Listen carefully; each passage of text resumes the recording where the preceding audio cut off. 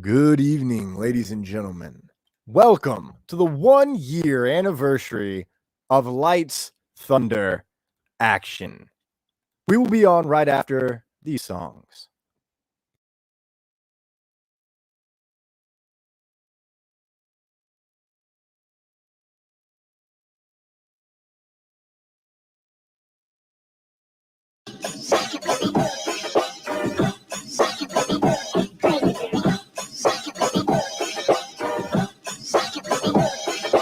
Walking down the street, chickens blowing kisses. Never thought I'd end up 28 without a missus. Yet here we are, yeah, it's totally a thing. Making this movie about my life in quarantine. Started out hype, living life as a pirate. Then it got eclectic as time began to riot. Filmed my thoughts, what a terrible idea. Had a party over Zoom and got diarrhea. Ran out of toilet paper, life felt like forfeit. Turn on the news, an invasion of hornets. That's when it really truly started to unravel. I truly wish I could go motherfracking travel like toilet paper Jesus. Toilet paper Jesus. Toilet paper Jesus. Toilet paper Jesus. I wanna be a vagabond, maybe I'm a Cylon. I should have killed them hornets with a motherfracking mask on. Covered in ketchup, man, I think I messed up. Need a therapist that would help me fill my loving cup. No, not with beer, they really need to steer this conversation with myself a light year away from beer that need to poop and seize us. Sorry socks, it don't please us. Holy fracking crap, is that toilet paper Jesus? Toilet paper Jesus. Toilet paper Jesus. Toilet paper Jesus. Toilet paper Jesus. Toilet paper Jesus. Toilet paper Jesus. Toilet paper Jesus. Toilet paper Jesus.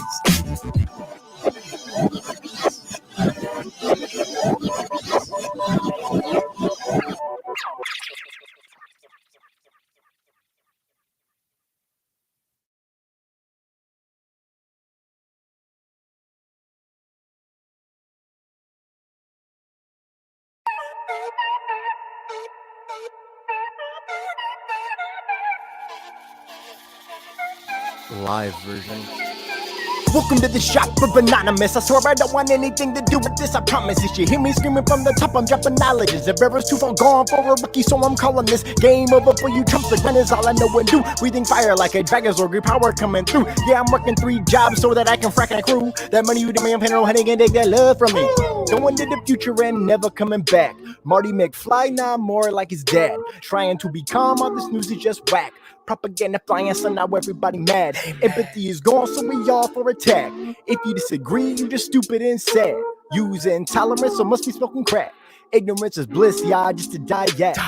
Two sides of the same coin, killer. Quality of I stop living up for pillar. Acting like everything in life was be a thriller. We're living in the world written by Frank Miller. Cause the Dark Knight returns, so now we turn. See our heroes messed up and now we spurn. The makers to piss us off and now we burn. The careers alive to the ground, cause we yearn to be in the position so that we earn millions and millions and millions. But then we turn into the very thing we hate. And we revert and we refer to the lines that we rehearse. Said love at the end, there's only distant deeper.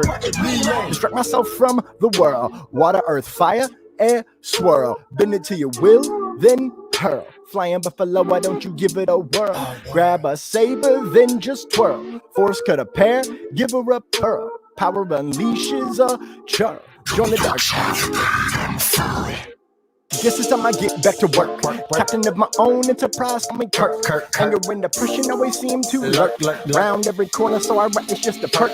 Everybody moved up, cause we screwed up. Living in a country where we shoot up. Anybody disagree, just to move up the food chain where you grew up. Otherwise they beat you down cause you Up, time to boo Graham thinking you was but you shoe us. You only care about us to subdue us, just to screw us. Living in a country full of Judas, stab you in the back, USA or Brutus. Calling luches, bringing out the dark night. Now we tuned up, time to scoop up any positivity while the masses are left clueless. Thinking only kisses be Mr. New Ones, opportunists. Leave them naked in the ground, talking ruthless. I am ruthless, visions full of kids grown ghoulish, broken ruthless. Spitting proverbs like Confucius, Tommy, to Reddick or Nostradamus.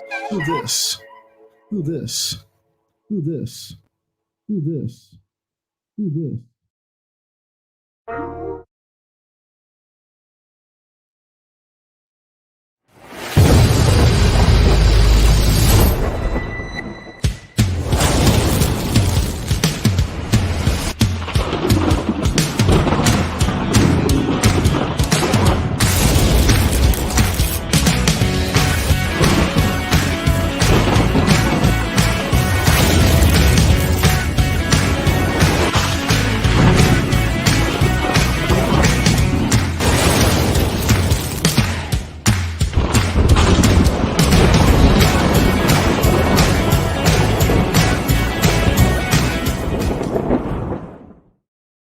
Hello, ladies and gentlemen. It is April 15, 2021. Welcome to episode 52 of Lights, Thunder, Action, where every week we discuss all things Marvel, Star Wars, DC, and the latest happenings in the entertainment industry. I'm Thomas Carter Rochester, aka Thor, son of Dale. My name is David Thompson, and today we are celebrating our 1 year anniversary of Lights, Thunder, Action. I just wanted to open today by thanking all of you joining in today and everyone who has watched over the course of this past year. We have had an absolute blast bringing all the nerd entertainment news to you, breaking down all of our fun fan theories and just diving into all these fan theories. Yes, big correction. Talking to we had a ton of guests we've had on. I want to thank all of them. We might be seeing a few of them later. But yeah, guys, it's been 1 year. It's been such a fun ride. It's a little over a year since we started this whole thing in the middle of a pandemic. And we've been doing this whole show in a pandemic, which is pretty cool because we're really enjoying it and we want to keep going forward. But today, of course, before really quick, we would not be here after a year without you, the people who tune in, who subscribe, who follow. So honestly, really, ladies and gentlemen, give yourselves a round of applause. But without further ado, David, we're not alone. We are not alone today, ladies and gentlemen. We have a very exciting guest, a returning guest to Lights, Thunder, Action. Bring him on in, actor Bill Sadler. Bill, can you hear me? How you doing? What? You got this huge crowd applauding. That was great. Live I'm audience. doing fine. How are you guys? Doing great. So glad you're here. Better now that you're here. Thank you. Thank you. It's good to be here. It's pouring rain here in upstate New York, so it's nice to be in the warm. Yeah, I bet. Yeah, it's nice here in Florida. Is it warm up there at least? It was, yeah, it has been. It's been really, really pretty. You know, but today it's just it's just pissing outside. So just gross. Yeah. It's huge rain. It's good for the flowers. That's true. All right, Bill. Before I know you want to play us a song. Oh yeah. I was thinking. Well, if you insist. How long have you been playing? What was that? I thought you wanted to talk about movies. No, I did. I was actually going to save that, but you can do whatever you want first. No, it's okay. We can talk. Let's talk movies for a minute while I'm tuning up and what have you. Sweet. I have there's one called The Unholy that just came out on Good Friday. I don't know if you've seen it yet. I have not seen it, but I was actually going to ask you about that because I was looking into it. And so you play the preacher, right? Yeah. I play. Yes, exactly. And it's kind of along the lines of I guess it's a little like The Exorcist, you know. It's he's a Catholic priest, and there are demons involved. And I have a daughter. I have a stepdaughter. Priests can't have a daughter. I I have a daughter named Cricket Brown who's played by Cricket Brown, who's she's deaf, and she starts speaking to Mary. She sees Mary, and she's healed. She's cured of her deafness, and she starts to perform miracles. And like the whole, the press shows up, and the Vatican shows up. The whole world shows up because this looks real. It looks real, and she's healing people and curing people. And then but it is not what you think. It's not the Mary that everyone thinks it is. But I don't want to give it up. So I was going to ask you about, I read that production had to stop March 14th of last year because of COVID. Did you have to go back and film during the pandemic? We did. We had but they didn't bring us back until September.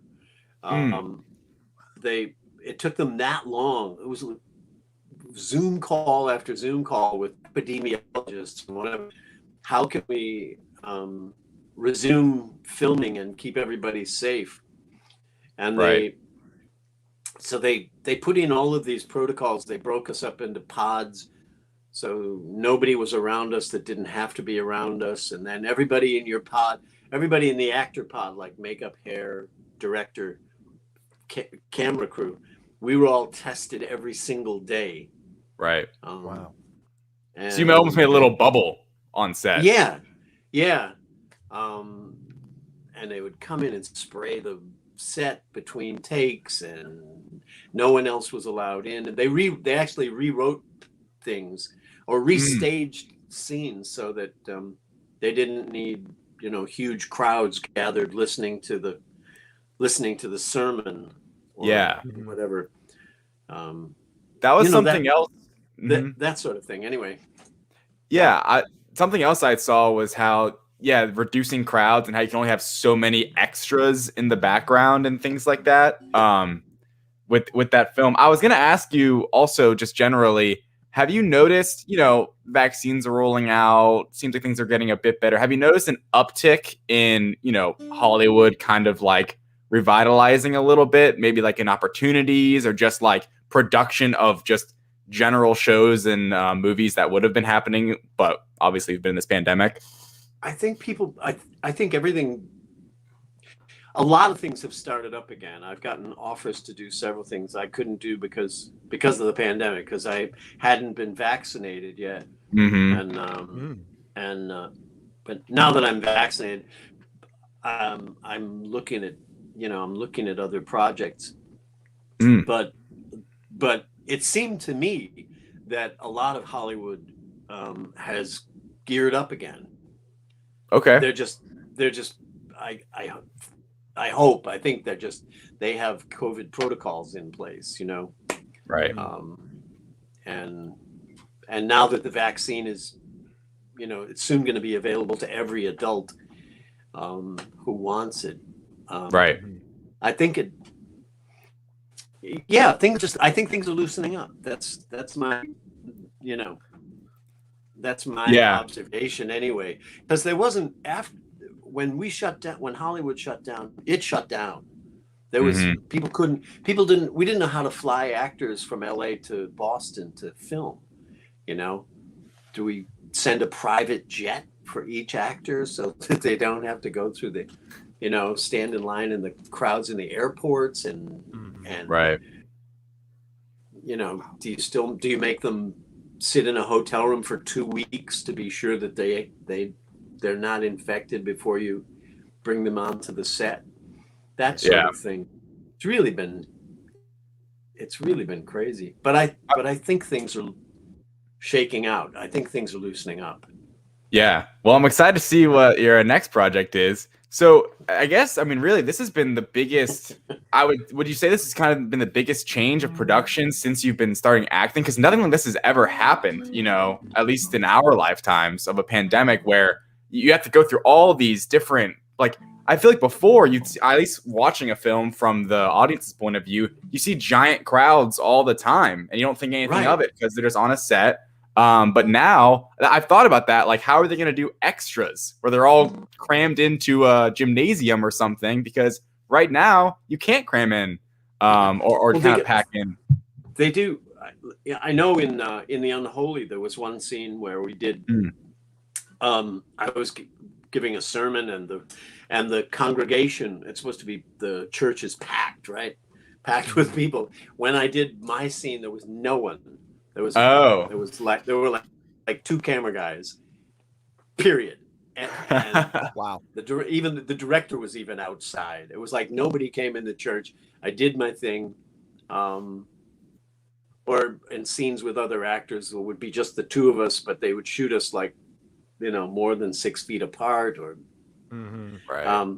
But anyway, then they turn the camera around and aim it back at the congregation, and they would sprinkle people in, shoot, take those folks out, put in more people, shoot again. Don't move the camera. Just keep making plate after plate until they could layer it together, and you show them all together, and it looks like the room is filled. It was movie crazy. Magic. Yeah, crazy stuff. But they had to sit people far enough apart, and then they mark the seats in the pews where they sat, and then bring people in and take them all out, spray the room, and put other people in scattered throughout. And oh my gosh, it was just nuts. Yeah. I know it was a nightmare, I think, for production. And a couple of times guys tested positive, guys on the crew from Boston, that's where y'all were filming, because they were testing everybody, like crazy. So, and when somebody tested positive, they'd shut the whole movie down. Just shut it down, and until everybody tests negative again, and then we start again. Wow. How long did it take for all of to finish production, I guess, starting in September? I think my involvement after we got back, I think maybe they filmed for another month. Once we got back together. Wow. I hear it's a good movie. Movie. Have you watched it since it was completed? So. I'm embarrassed to say I haven't watched it yet. I get scared at scary movies, so same. No, I just don't go to the movies, and it's not streaming, and I haven't gotten my DVD copy yet. So right. Fair. Do you have like superstition? Did you always watch your movies, or is there anything you've been in that you've never seen actually on screen? There are things that I've been in that I wish I hadn't seen. Yeah. No, I don't. It's just weird. It's not really enjoyable. It's because I just sit there and say, why did I? What are you doing with your face? Look at your hands. What are you doing?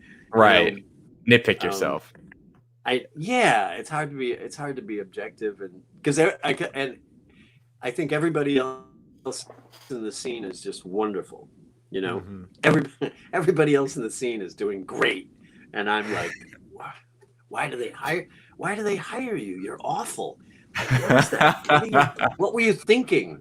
It isn't true. It's just It's sort of like it's like listening to your own voice on a tape recorder. Yes. You remember tape recorders? I do. I broke a lot. And you sit there and you think, I don't sound like that. Yeah. I have that. That isn't my voice. It is your voice. Everybody else will recognize it immediately. But yeah. Anyway. But we don't. So I think I've watched almost everything. I guess now I can watch Shawshank without cringing. I think that's pretty. Why would you cringe at that? Your performance is great in that. Night. I can watch Demon Knight without cringing too. It's not that I think I'm bad. It's this that I can't get out of my own head, because I know what I was thinking when I did this or that. Wow. I totally understand that, actually. entirely. That's how I do all of my creative projects, whether it's a graphic that you see on the screen or a song I write. I'm like, because at the end of the day, it has to be good to me. Otherwise, what's the point, right? That's how I look at it. Yeah, exactly. Yeah. And but I do understand. I mean, I will watch my own stuff, you know? Yeah. I saw a picture of you at the red carpet for Iron Man 3. Got a copy right here. Well, come on. I had to go.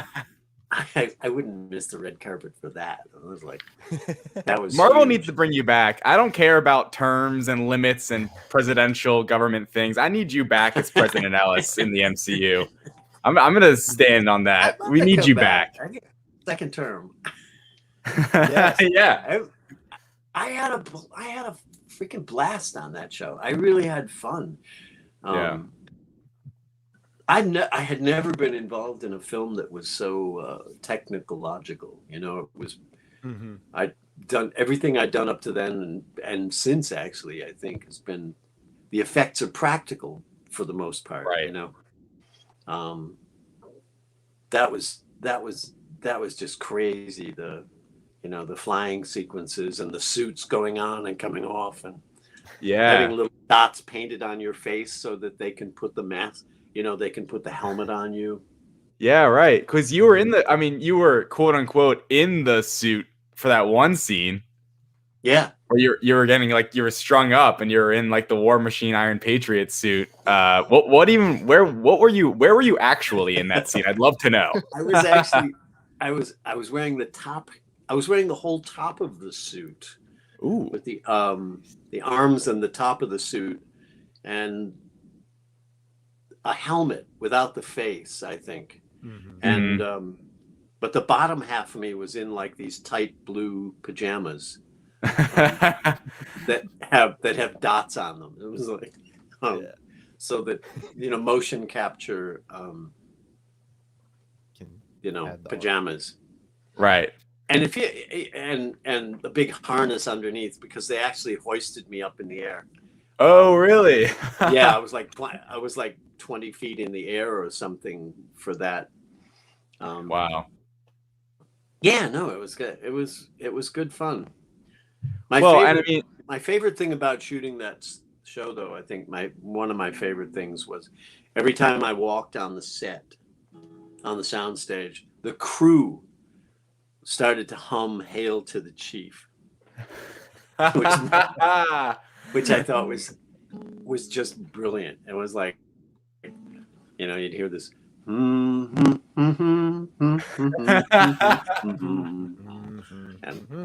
made me feel right. That's awesome. Yeah, it probably gets you in the character better too, right? Ooh, we have a question from the audience, actually. Oh, question from the audience. We have a couple. They're moving fast. One, I think, is satirically a rhetorical question. Are you really term limited if you blip out halfway through your term? I think there's some room in there for a loophole legally. He's talking about the blip in Marvel, in case you're not all caught up on the Marvel. The blip. It is Infinity War. Thanos snapped him away, half the universe, and then they came back. So that's what they call it, is the blip. I hate when Thanos does that. I know, man. That was like people just turned to black powder. It was like, what? Yeah. Yeah, that was all of our reactions, I think. I thought, really, you just toasted the entire Marvel universe here? No, I had the same thought. I think they could bring me back as the president. I would say yes in about 2 seconds. If they said, "Would you like to come back?" And because they're great people and they're great. It's fun to be a part of something that's that universal, that people are all over the world like those movies. Right. I was a fan of Iron Man, the first Iron Man and the second Iron Man, and I couldn't get in. I was like a kid again watching those things. I really liked them, so I was thrilled. Yeah. Have you watched WandaVision or Falcon and the Winter Soldier on Disney Plus? I think I watched Falcon and the Winter Soldier. I'm not sure. I get confused watching TV these days. That's fair. I do too. There's so many. There's so many streaming options. Yeah. I find it hard to watch. I find it hard to find things. But during the pandemic, my wife and I watched, we rewatched series that we liked. We watched, we were finding all kinds of stuff. But it always involved go to Netflix, go to Amazon, go to Hulu, go to, I'm bouncing all around. It's a crazy way to watch TV. It is. It's like going from 4 channels to cable, which I did at 13, and it blew my mind. There. See? I'm not the only one. You're not. I was surprised. I think there were 3 channels when I was growing up, and the television went off the air at like 11 o'clock. The American flag came on, and they said, bum, ba, bum, bum, bum, bum, and that was it. And then the screen went to a screensaver, and the came back on at 6 in the morning or something. Yeah. Do you have any more questions from the audience, Thomas? Yes. Will we be seeing more of your character in Blue Bloods? That comes from Willow Schuyler. If they call me, I will do some more. I haven't heard from them, so I'm sort of I sort of play it that way. I mean, they write the episodes, as they go along. They plan out the season, and then they start writing episodes. And if they call me, I would go back and do more. I like that. I like Tom Selleck. I think I did 7 of those Jesse Stone movies that he did.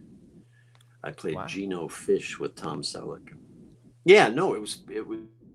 I would certainly come back and do more. I have one question. Blue Bloods, Marvel.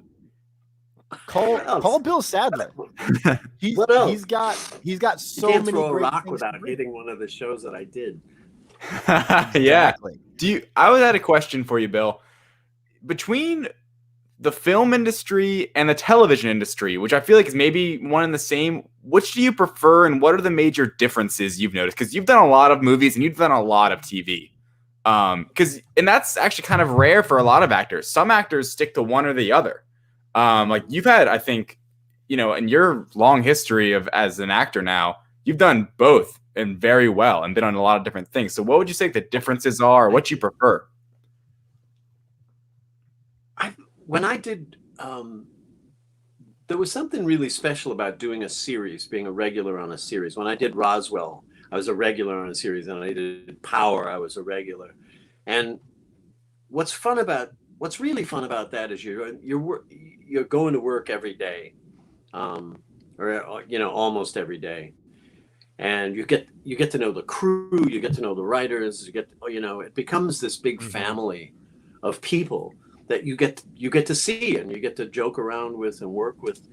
And every script that I would get is sort of like another chapter in the character's life. So whatever the character started out as in Roswell, he's the sheriff, and he's the big problem that the alien kids have. He's the one he's after them. He thinks he knows what's going on, and he's going to expose them, So the whole first season, he's chasing them. He's always one step behind them, until at the end of the first season, his son is shot by accident, and Max, one of the aliens, saves him. And his whole world flips over. He suddenly realizes who they are, and why he becomes their protector. In the whole second year, he's risking everything to keep them alive. And it was really fun to get each new script and see, oh, look at that, he's got a girlfriend, you know. Right. You know, Yeah. it was sort of like be surprised by it, and Yeah. so every script was a new chapter and a new challenge of sort of. Whereas movies, it's, you know, they take longer to film, so you can spend more time. You can go deeper. You can, you know, you're not racing to get the day shot. Right. Like, you know, we got to shoot this whole, you know, this entire hour show in, you know, 8 days or something. Right. The movies 6 weeks, or Shawshank was 11 weeks, and so you can kind of bask in it. You can explore, and there's a lot more time to pay attention to details in a film, and you become close. It becomes a family by the end of it, but at the end of it, it explodes, and everybody just goes wherever they go, and right. You know. So when you're filming like a movie, and like you said, Shawshank was like an 11-week production, or at least like for principal photography. Are you filming every day, or are there like little breaks, like weekends, or? No. I think we had weekends off. Yeah. It depends on the you know, what the union contract, whether you get days off, but they didn't film. Haywood wasn't in every single scene, so if they're shooting the, you know, Red and Andy talking in the library that day, then I got the day off and I would go fishing. Right. That's the way to do it, right there. And that's how I spent that summer. I did a lot of fishing, and it was really, really fun. But when we were on the set, it became, you know, we spent a lot of especially the gang, you know, the group of inmates. We spent a lot of time together, kind of improvising these characters and ragging on each other and creating that feeling of an ensemble, that these guys have known each other for, you know, 19 years or something. Right. And that's hard to do. And that's hard. And that's it was what Frank Darabont, the director, wanted. He really wanted that feeling, all the little byplay, all the little looks and so on, of a group of guys they've been this baseball team for, you know, 20 years. So they could rag ass on each other like nobody else, you know. He didn't want it to be a star vehicle for, you know, here's the star and there's some guys in the background. Right. But anyway, so television has its I don't know, when you do a guest spot, which I've done a lot of guest things where you come on and you're the murderer on, you know, SUV or whatever. Right. You're the child molester. That's definitely SVU. It's hard. It's hard because all of the regulars on the show have been a family forever. They're all comfortable with they're so comfortable with each other. You know, how was your weekend? Man, yeah, it was good. They know each other so well. That when you step on the set, it always feels to me like you're stepping onto a train that's going like, you know, 50 miles an hour. Right. And you got to, you know, you have to prove yourself. You have to, you know, don't lose your footing. Keep you know, I often feel like a gunslinger or a plumber or something, you know. I just show up and say, where's the sink that you want? Where do you want? Where's the toilet you need me to fix? Yeah. I know what to do. Just point, you know. Where's my mark? Thank you. Yeah, I'll get be out good. of my way. Well, Yeah. Don't worry, we'll get out of here before dinner, guys. That's right. Exactly. And then just, you know, be really, really prepared and, you know, go in and crush it and get out of there. Right. Yeah. We're talking to a pro here, ladies and gentlemen. He just comes in. He's just playing the guitar with us. He's got the hair out, you know. We're bringing back the vibes. I know. How crazy is that? Yeah. Now, do you have to? I guess you have to cut your hair for some, you know, roles and stuff like that, right?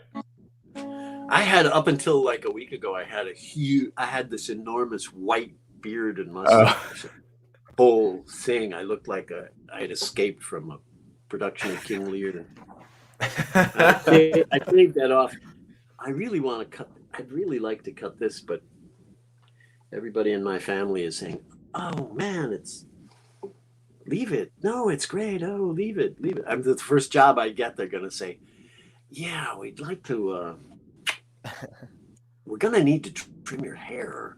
You know, because he's a lawyer. Because he's a lawyer in New York, or he's a right. You know. Yeah. So wait till you have to do it. Yeah, that's what I. Exactly. That's my method. While you're free and you don't have to go to a set, just do what you want. Yeah. So, would you like to answer 2 final questions and then sing, or just sing? Oh, I said no. Please throw me some questions. 2 final questions. Is there a person from history whose life you'd love to portray on screen, whether it be TV or movie? Wow, that's an interesting question. I would love to play Ulysses S. Grant. I think that I find him a really, really fascinating human.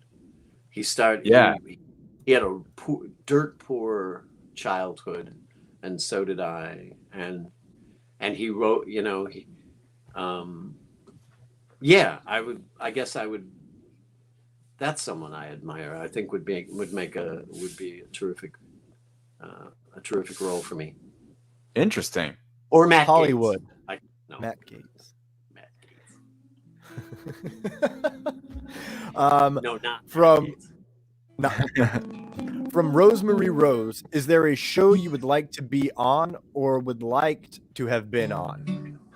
Whether it's a current show or a show that's off the air that you loved. Better Call Saul. Okay. I would have loved to have been on Breaking Bad because it's just kind of perfect. You know, it's just the characters are so beautifully drawn. You know, and the situations that they're put in are awesome. Right. I mean, that's extraordinary writing. You know, The Sopranos would have been nice. I'm not Italian enough to be in The Sopranos, but Better Call Saul. If I just found that Jonathan Banks, you know. They just knock me out. I watch those shows and I think they take such care with the cinematography and the writing is so fucking good. Yeah. It would just be a thrill. That would really be fun to do. If you're listening out there. Yeah. Bob Odenkirk, I know you're watching our show. I know you've got the EP on the phone. Bob, I'm your biggest fan. Honest, I won't make you look bad. I won't steal the scenes. I won't, unless I have to. That's exactly. Only do that when necessary. All right, Bill. Any other questions out there? Or do you want to? Yes, we have one more that came through. It's a Marvel-related question because this is coming from the direct John Ross Bradford. He wants to know: would President Ellis have been Team Cap or Team Iron Man? If you're unaware, Captain America: Civil War, they fought each other. Fun times. I think I would have been Iron Man. Yeah, yeah, it definitely would have been Iron Man. I mean, Much Captain history with America. him. I don't think so. Aye, Cap. Although, if they'd asked me, you know, it's it's really been fun. I don't have a, it's not that I don't have a rudder, you know, that I don't, but things sort of float by me on the river, and some things I'm perfect for, and some things I'm not, and so it's been fun, and it's nice now that more people know who I am. It's easier. I get hired to do things that I do well. Right. I still audition for stuff, which is weird. I sometimes wonder, really, you need to see me do that? But I understand. It's like, you know, if you're the young director and you've got, you know, your entire career is hanging on this movie, and you've spent 5 years getting it together, you know, you just want to, I just want to see, you know, they want to be reassured that they're making the right choice. So I understand. I'm happy to do it. Hey, you want to hear a song? Yes, sir. We do. Are you sure? Oh, okay. I'd love to hear a song from a top 10 artist from the HWWS Indie Music Radio. Bill Sadler, ladies and gentlemen. He was charting for a few weeks, actually, with The Key of C as the song. It was actually, that was what I was going to do in case you missed it. It's a song about the way I learned to play the guitar, and it goes something like, can you see my guitar, or is this thing too high? Yeah, we can see it. A little bit. You can. We can see a little bit of the neck and frets. It's actually just a tape recorder. I just hit the button. It's down. I'm the only one. Anyway, it goes like,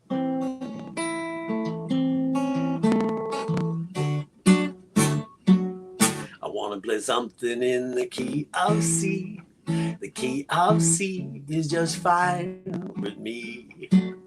I'm as happy as a man can be, as long as we keep it in the key of C. I learned to play on my daddy's knee, and fellas, he was stubborn as a donkey. He only showed me one key, and the key was C. It's gonna have to do for me. Now if you play it in A or B, you won't see my virtuosity. I got nothing against D or E or F or G, but goodness me, C's a key that's got no sharps or flats. And fellas, that's the reason I keep saying, long as we keep playing in the key of C, it's absolutely fine with me.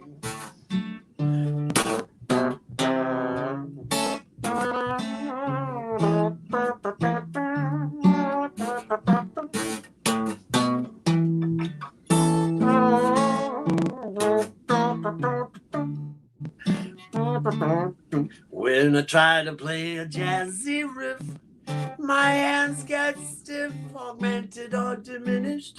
Oh, honey lamb, I'm finished. So the key of C is gonna have to do for me. Ooh-wee. But I can play a song so sweet without those sharps and flats. The mean old dogs behave like pussycats. Republicans begin to dance like Democrats when I play it in the key of C. Ooh-wee. Play it in the key of C. Won't you please play it in the key of C?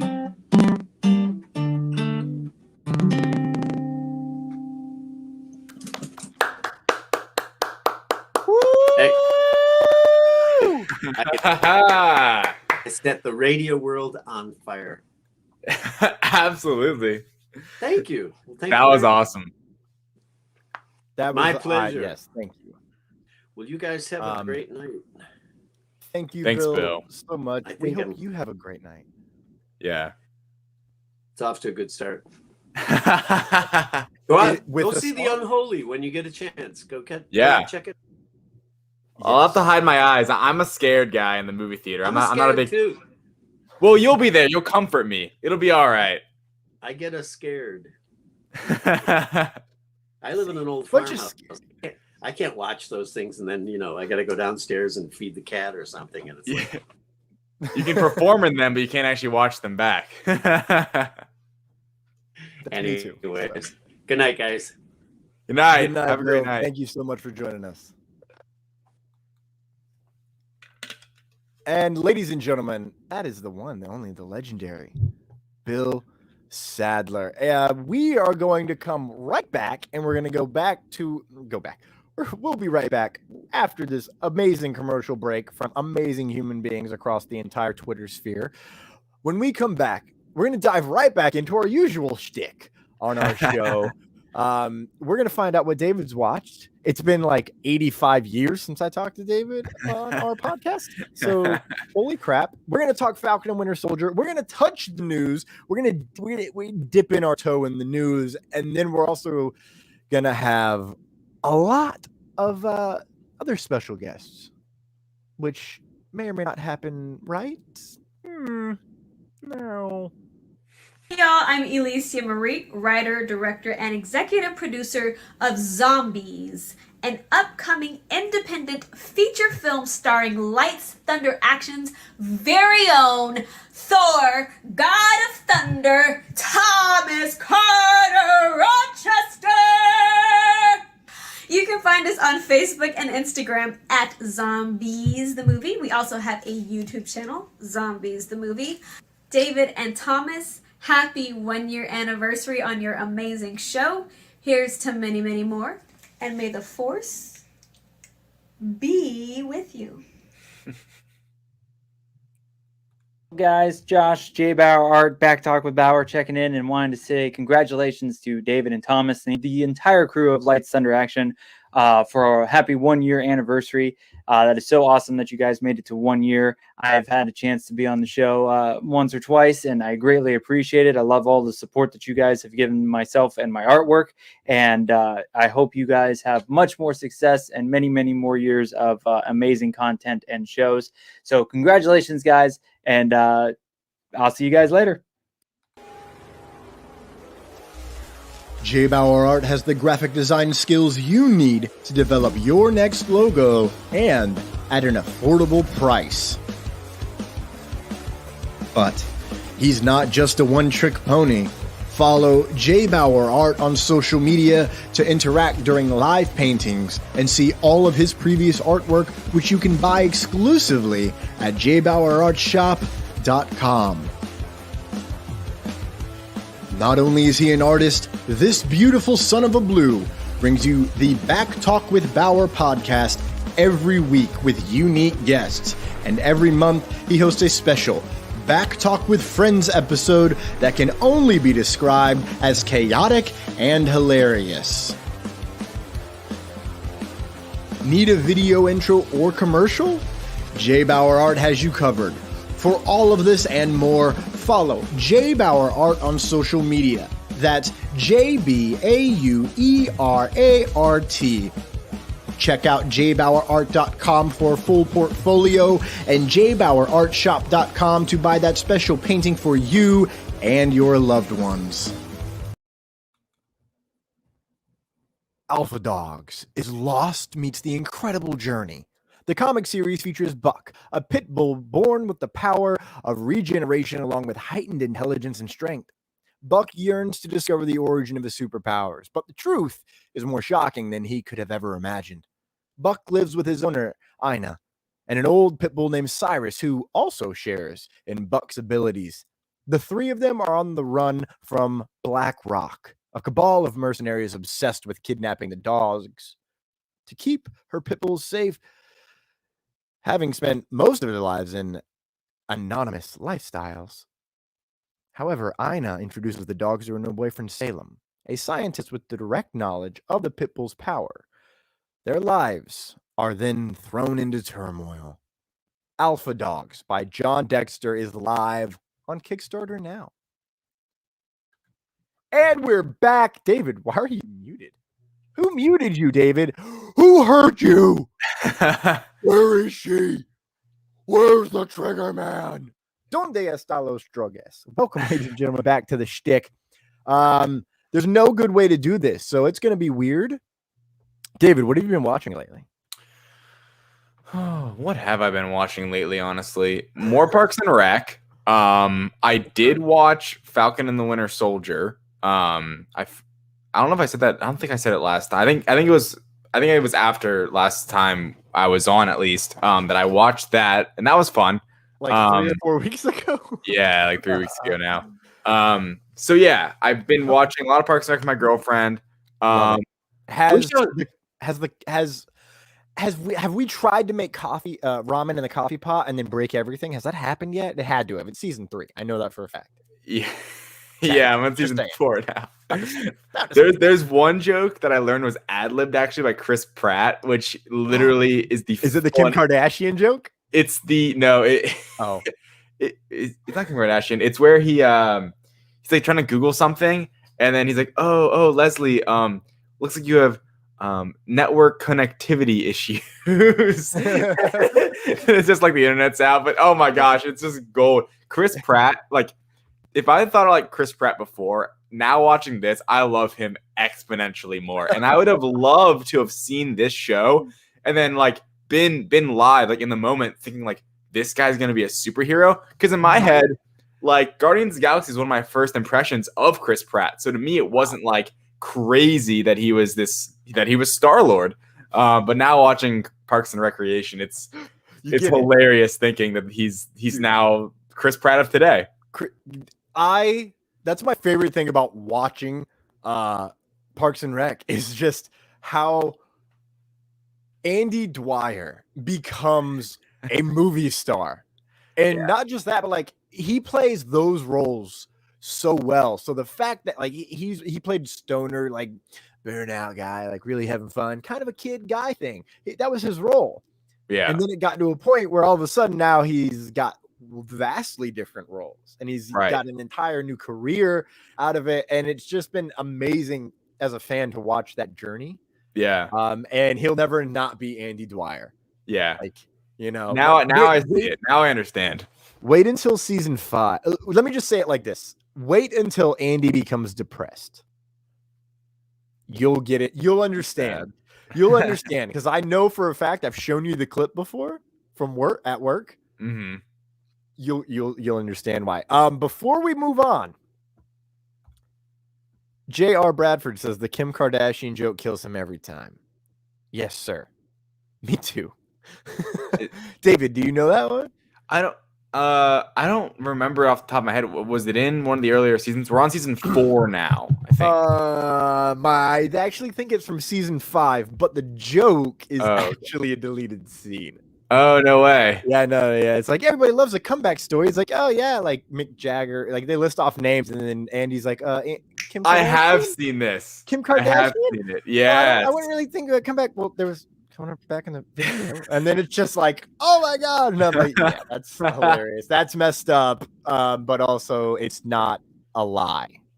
So anyways, what else you been watching? Scarecrow Boat. Yes. Matt McIver. Yes.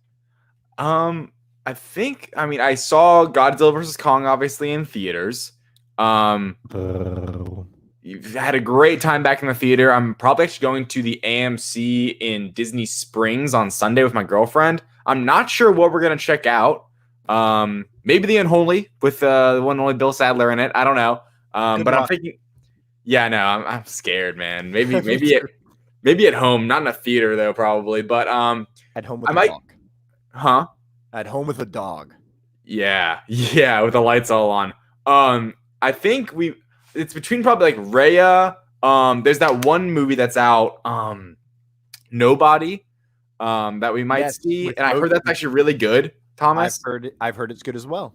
Yeah, so maybe Nobody maybe nobody, maybe Rhea. I think there's this new movie with what's his face from Ready Player One and X-Men, Voyager. I forget that actor's name, but I like him. Yeah, I liked him in X-Men. I liked him also in Ready Player One. So he's in that movie. I'm not sure it's gotten great reviews at all, but there's options. We're back in the theater, ladies and gentlemen. What about Chaos Walking with your boy and your girl? Yeah, so that I did. So yes, Ray Thomas. Parker, is that what we're after here now? Like a Ray Parker situation? And Jonas is in that actually. What? Yes, and I've heard it's not even good, but we probably actually would have seen that, but there's only one showing on Sunday. I was already looking today. It's one showing at 9:45 p.m. So that's not happening. Not happening. That's too late. So we got some options, but I haven't been watching all that much besides the usual stuff. I've been reading this show Attack on Titan, the anime. Yes. I watched all of that, and then the manga, like the comic books are ahead, if you want to put it that way. Like the comic books have been published, and I'm completely read up on that. So I'm like a huge Attack on Titan fan now because I know like fully what happens. And the story ended. The story completely ended in the comic books. In the manga. The anime is going to end. They're making it now, I think, or sometime soon, and it's going to come out like next winter. Starting maybe in like December, and it'll like go through like March. But I already know what happens, and I'm fully caught up. So yeah, really enjoyed that. Thomas, what have you been watching? I don't know because you deleted my stuff from the show notes. Oh my! That was current. Off the top of my head, yeah, that was actually current. I know. I did like 5 minutes of prep. Invincible on Amazon Prime. Oh yes, I haven't watched it yet. Watch it. I aggressively almost just spoiled a lot of stuff that happens. So please don't. I won't. But like Invincible, I've been watching Invincible because I'm an addict. I've been watching NFL Live every day. We are exactly 14 days away from the draft, baby. I'm very excited for the draft. I've been listening to a lot of podcasts. It's funny. We always answer like what I've been watching. I read articles and I listen to a lot of podcasts. What? Okay, David, name your top 2 podcasts. Number 1, go to every day, listen every episode is the Bill Simmons podcast. Okay. Which I've just been hooked on his pod for years now. A lot of people are. They advertise it as like the most downloaded sports podcast of all time. Obviously, he's a legend in the space. But so Bill Simmons, 2 more podcasts that I listen to. I mean, there's a few that come to mind. I like Ringer podcast, like the Ringer, which is like Bill Simmons' company. So they have Ring. Yeah, it's like a website / podcast network, and their podcast network is actually like I think what generates them the most revenue because Spotify actually bought the Ringer like not too long ago, kind of because of their podcast network. Anyway, a little history lesson. They have this show called The Rewatchables, which is a very popular movie podcast where they basically deep dive into rewatchable movies. Simple as that. That's really good. And I like the NFL Ringer show. I also sometimes listen to Colin Cowherd on there. It sounds like more than 2, David. I just asked for 2. Yeah, because honestly, with Bill Simmons, then it's a few. I sprinkle it in. The Ryan Russillo show. Okay. I don't have. You know what I didn't hear, and I feel like your boys are going to be upset. I didn't hear the direct in there, bro. Oh, of course, the direct podcast. I'm calling you out on your own shit. Okay, I'm going to jump to my podcast really quick before I jump into what I've been watching, and then we bring up a guest that just popped in. I see you down there making me look all bad because you're wearing a suit. I always obsessively refresh my feed Mondays and Fridays for Fat Man Beyond. Yeah. And Return of the Pod. Those are the only 2 I guarantee I listen to every week. Then I bounce in and out of like 13 other shows, including She Will Rock You podcast. It's Leah, and I forget her friend's name. I met them through Return of the Pod and Job of the Pod and on Twitter because the Twitter sphere is amazing. And I listened to their Queen episode, and dude, I found out that I could have fit in Queen. Yeah. I'm weird, eclectic. I like to blow stuff up and then do the physical research of trying to figure out how many forces. It's weird. I'm a weird guy. Oh my gosh, John Ross just called me out even worse. Yes, John Campea. I listen to John Campea all the time. To me, that's not a podcast. I mean, it's at least not on like my podcast app, because I normally go on YouTube to watch his clips. That's fair. So I didn't, but yes, John Campea is definitely, he'd be probably number 2 behind like Bill Simmons just for watch time, just because. But normally what I do there is just pop on YouTube and like see the little clips. But yes, John Campea, absolutely love that guy. God, you're forgetting all the stuff you listen to. Yeah. Back to what I've been watching. I saw Godzilla vs Kong in theaters 3 times. Helping that box office out. Yes, sir. I've watched Paul, one of my favorite movies. Avengers Earth's Mightiest Heroes. I'm still working on Justice's Gray edition of Justice League. I watch it in 15 to 20 minute blips. Blips, get it? Anyways. Speaking of blips, look who's joined us. Oh, Pop, you've muted yourself. There we go. I did mute myself. I didn't want to get in the way. You guys are doing an awesome show tonight. How you doing, Pop? I'm good, guys. I'm good. I actually just popped in. I wanted to wish you guys a very happy anniversary on the show. You guys have been killing it all year long. I know it's been like, I think Thomas quoted it had been 187 years since your last episode. But up until then, you were on, 51. So you guys, awesome job. And I just wanted to come by and tell you guys how much all of us at HWWS WebTV appreciate what you bring to the table every single week. Your insights, David, you've been killing it over online blogging, every interview, everything that you're doing, man, you're killing it out there.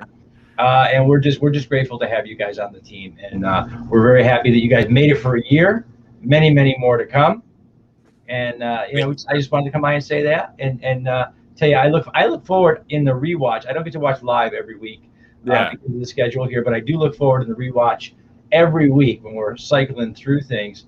And Sage said she's actually looking forward now that you guys are going direct to the page too, so that she doesn't actually have to go and download and upload. She can yeah.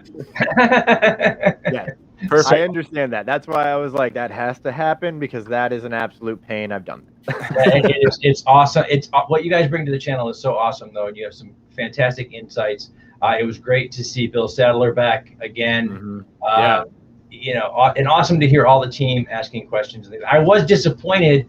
I was expecting perhaps maybe a Toilet Paper Jesus duet with Thomas Carter Rochester and Bill Sadler, but we'll see what happens in the future. You never know. Yeah, that could be tricky over the web, like the internet. Yeah, it is. The music is always tricky on the internet. But thank you guys for what you bring to the table, and happy anniversary, guys. Have a wonderful show tonight. We're watching, and I know everybody else is. So from all of us at HWWS WebTV, happy anniversary. Thank you, Pop. We love you, and I think before we let Pop go, he should know, out of 1 year and 10 days, we have taken 2 weeks off. Yeah, I do know. You guys are some of the hardest working guys on the web right now. And not for nothing, because of the prep that goes into your show. I know I love to do my homework because it requires me to watch tons of popular culture properties. Right. Yes. So it's the best homework ever. But when you think about having to get them all in by a certain time on a certain day so you can talk about them, it becomes more of a challenge because it's not at your leisure. Like I can skip Winter Soldier for a couple of weeks and then go in and binge it a couple of weeks, but you guys are like on every show every week, so that's a lot of work, and you guys bring a lot to it. So I just went through withdrawals thinking about not watching Falcon and Winter Soldier tomorrow. I could have done without last week for another week or so, though. I didn't know that a 10-year-old knew the word. Yes.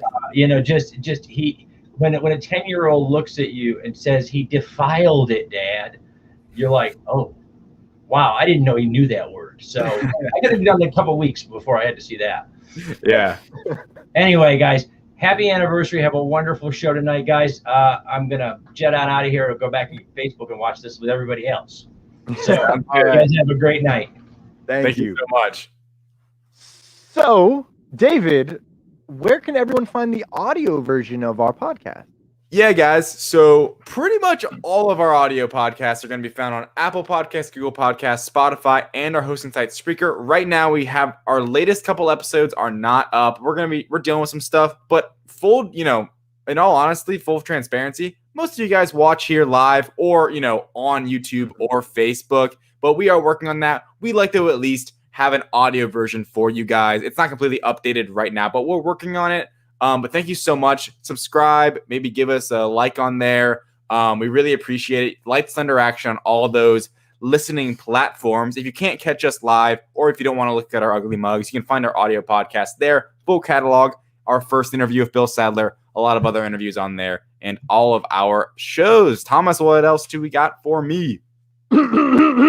I have been saying the same exact thing for almost 50 weeks, give or take, on where we are when we do our live video version of this podcast. But let me tell you, ladies and gentlemen, we are live streaming directly into your homes and phones every week via, get ready for this one, wrong one, our Facebook page of LightsThunderAction Show, our Twitch at LightsThunderAction, on Twitter through Periscope, because it's still alive at LTA podcasting. That's an action verb, ing. And on the HWWS WebTV Facebook page and YouTube channel. Yep. We are everywhere, ladies and gentlemen. And I, for one, am hungry. I don't know where I was going with that, but then, anyways. So let's go ahead, take a brief. We have some more little special guest videos that came through. We're going to take a quick breather. We're going to have a couple of those, couple ads. We're going to come back with a hopefully short-ish segment of the news, but probably not, because we're going to review Godzilla vs. Kong, because we haven't done an official one yet. We'll be right back. I mean, what is there to say about Lights Thunder Action that hasn't already been said? You guys bring an incredible vibe that is so good for our community, and we thank you for it. So here's to my favorite Nerd News podcast hosts and my second favorite Nerd News podcast. Congratulations, boys.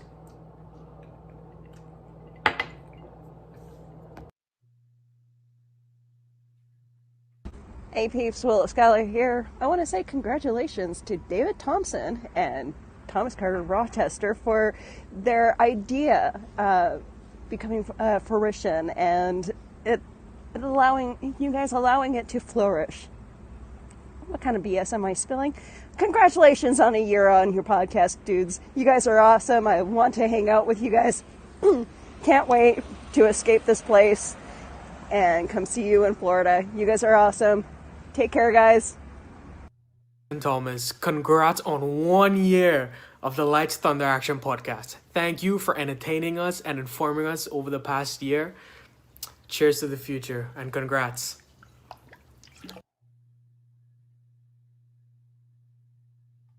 We are a touring acoustic duo crashing kitchens around the country. We go from house to house every Friday night, and we create music, we create food, a good time, we stream it live, and we do it for free. So now we're just really kind of like trying to develop it and build a community group that people believe in, then they'll help us. So we played from our rehearsal room, we played from the bathroom, thankfully that didn't catch on. I probably played guitar in my room, not for anyone, in front of anyone, nobody heard, for probably about 10 years. And then one Friday night, we played from the kitchen.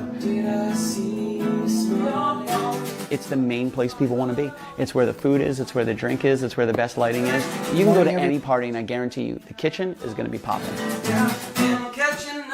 Our ultimate goal, I think, would be to crash kitchens every Friday all around the world.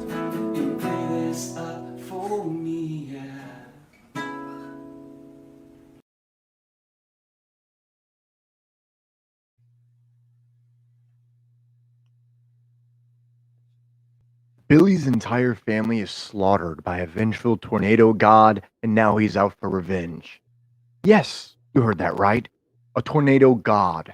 One of many evil entities that have begun to return years after the Sunslinger Wars, when an army, led by brave rabbits, wielding weapons powered by the fire of Prometheus, pushed back the darkness. Now, that darkness is creeping back into the world, bringing with it demons, devils, witches, vampires, and more.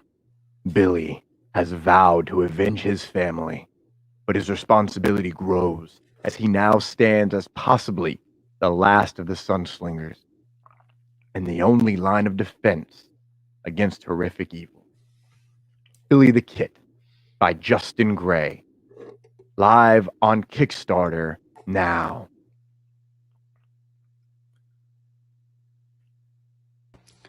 Good morning, everyone. It's Monty Moore. I'm here to tell you a little bit about Blood and Bullets. It's my newest campaign on Kickstarter. It's issue number 1 of a 2-part arc. It's a 48-page graphic novel about vampire bites and Western gunfights. So I think you'll enjoy it. It's quite unique, different than everything that's out there. It's been a project 5 years in the making, and it's based on my 3 times optioned screenplay of the same name, Blood and Bullets. And yesterday we had a great day. We hit 250 backers, and we hit the $20,000 funding mark for stretch goals. And every backer will be sharing in all the different awesome stretch goals that we have on the campaign. This is the 5th or 6th one we've already unlocked. So it's going very well. I invite you to check it out. It's now on Kickstarter. And congratulations to LightsThunderAction for 1 year of an awesome podcast. We appreciate all you do for the indie publishing and comics community. Thank you, guys.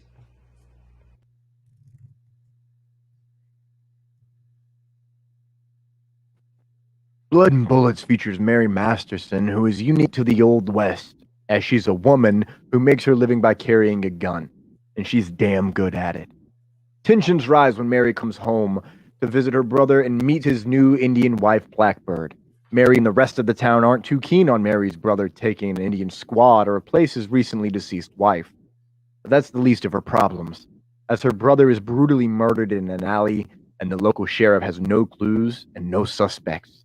So Mary and Blackbird embark on their own investigation, and all their findings point to the Volskas, a reclusive family just arrived from Romania, who've taken up residence in a nearby saloon.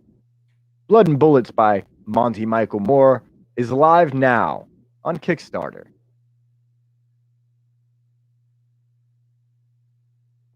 And we're back for everyone's favorite segment of the week. What the news? All right, ladies and gentlemen, I'm back. We're back with What the News. What My the news? favorite segment. What the news? Oh, am I about to write a jingle for What the News? Oh, no. So, we have 2 bits of news today. We're going to start with this one. Probably the biggest news that's come out in a little bit. Reading a headline off of The Hollywood Reporter, who first announced this. Netflix nabs post-VOD streaming rights to Sony's feature films and multi-year deal. Basically, the synopsis of this is in 2022, so not this year. Think about that. So possibly not Venom and possibly not Spider-Man No Way Home. Starting in 2022, so Morbius, Uncharted, future Spider-Man films, Netflix will own the right to those once they have gone past their VOD kind of like lifeline. Gotcha. So this is not a day and date deal of any kind. This is just saying, the normal standard, what we're kind of gotten used to with things popping up on Netflix after maybe 18 months or less. That's it. All these Sony films are going to be on there on Netflix, which I think, and it's worth, so this deal was worth about roughly $1 billion. $1 billion was what this deal was worth. And a part of it too, important to note, it doesn't even mean there actually is an expiration date on how long they'll even be on Netflix. So Really? at that point, Sony could even negotiate with other streaming services. So there's actually a chance that after a certain amount of time, these projects could leave Netflix and then go somewhere else. But for the most part, you're going to see a lot of Sony pictures being on Netflix in the future, which I'm excited about. I mean, this is the thing. My kind of bottom line before I get to your thoughts, Thomas, is we didn't need another streaming service. We have Disney Plus. We have Netflix already, Hulu. Now we've got Paramount Plus and Peacock, HBO Max. HBO Max has kind of made the biggest splash when it comes to movies lately because they're doing the whole date and date thing. They own Warner Brothers, which is a ginormous, and very good, in my opinion, film studio. So I think all things considered, this is a great deal because everyone pretty much has Netflix already. That's been kind of the hallmark go-to streaming service since the streaming wars began. Everyone's trying to chase Netflix, and we did not need a Sony Pictures Plus or Sony Plus with Spider-Man on it to chase them too and have us pay another $5 and burn that every month just to have Spider-Man on streaming. I'm hoping this will be the case for No Way Home. Obviously, ideally, I'd like all these MCU films to be on Disney Plus, but this deal really puts a nail in that coffin. We'll be seeing it on Netflix, but that's fine. I have Netflix. Most people have Netflix.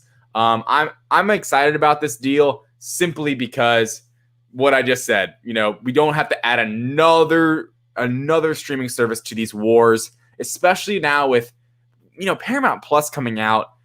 For some reason, when that came out, it looks like a good streaming service, right? It's like CBS Viacom. Mm-hmm. It's like, oh my gosh, it's getting to be a bit much. Like you're already feeling it. Like if you signed up for all of these, it'd be very expensive. Like if you were paying full price for all of them, especially ad-free versions. Like I had to sign up for Dumb Peacock for Parks and Rec, and it's still with ads. It's like $5, so it's whatever. It's $10 without ads, right? Yeah, but even then, it says that some of them do have ads on them still. There's exceptions, and I can't find a list online that says. Yeah, I can't find like a list online that says where the exceptions are, if you know what I mean. Because I wasn't about to shell out an extra $5 a month and then still there'd be ads. I think that's going to be on. I'm pretty sure Peacock's allowed to play certain things, like they get licensing to play certain things, or maybe they lose licensing when they bring it back to Peacock. So it might be on certain shows or old ones where they're like, let's throw ads here because we can sell on these. Oh my God, can you hit me with there's when a show has left its home syndicated, it's like I think that they're probably going to throw ads.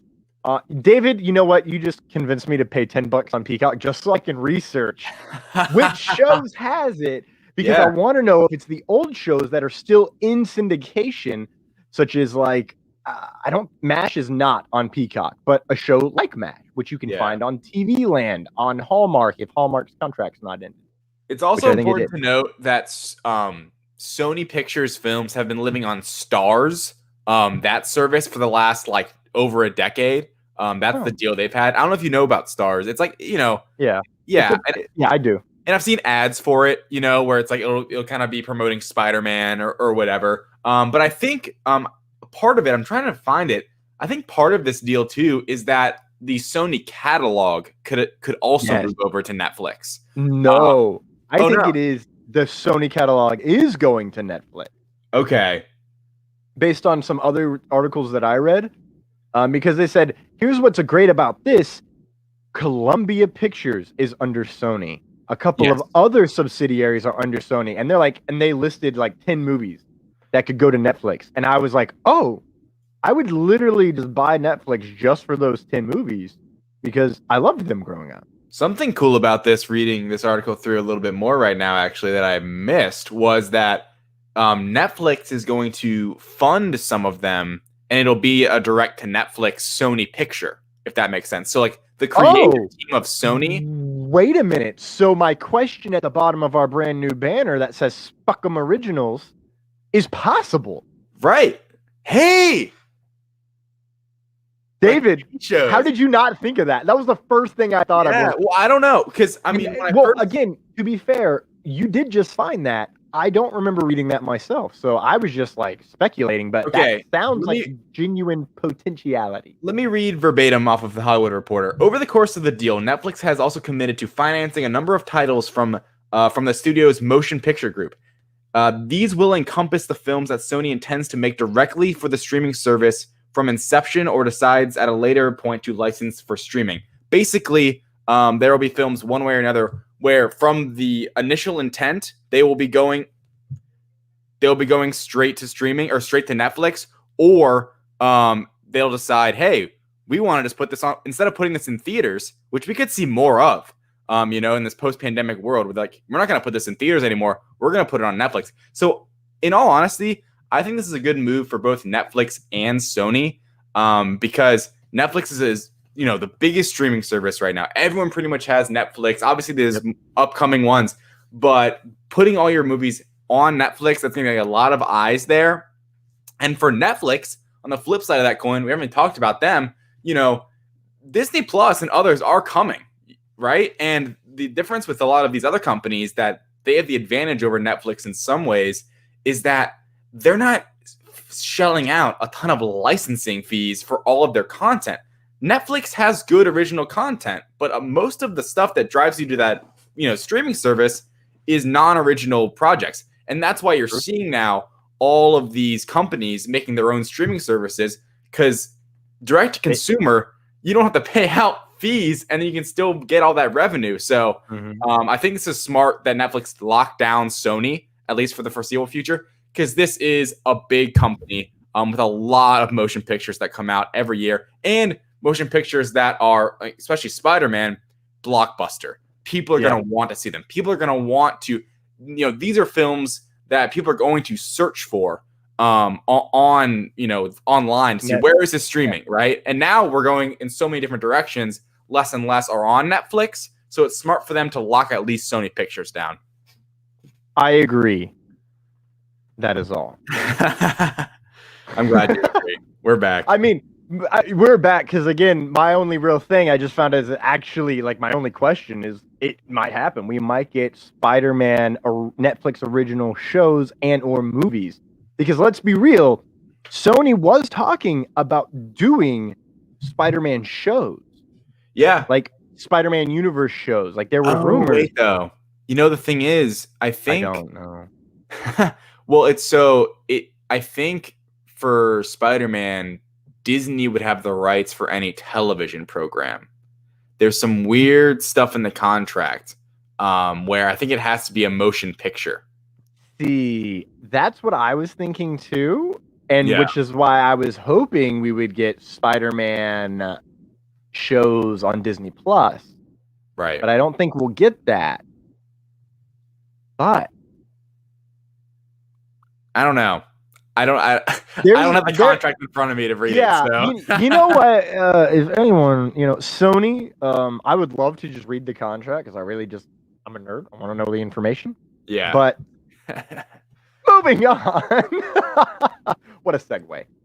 Moving on. So finally, guys, we have box office numbers to talk about, and the box office is really back. I've been surprised by how well Godzilla vs Kong is doing in theaters. It's really the first. I'm not. I am. It's the big. Yeah. Well, you've gone 3 times, so you're helping it a lot. You're welcome. It's the first big blockbuster film coming out since the pandemic started. I mean, there was Tenet, but that was in that little window where it was a 6-week window. Yeah, exactly, and that didn't perform well. It's already surpassed any kind of pandemic box office number, which is great. So I'm going to read through. Screw the pandemic box office number. It's the highest grossing box office movie in this franchise already. I'm pretty certain. No, not globally. Not globally? Yeah, I don't know about the domestic box office, but I know for a fact not globally. I was actually going to read off those numbers. Oh, well then... educate me, fine sir.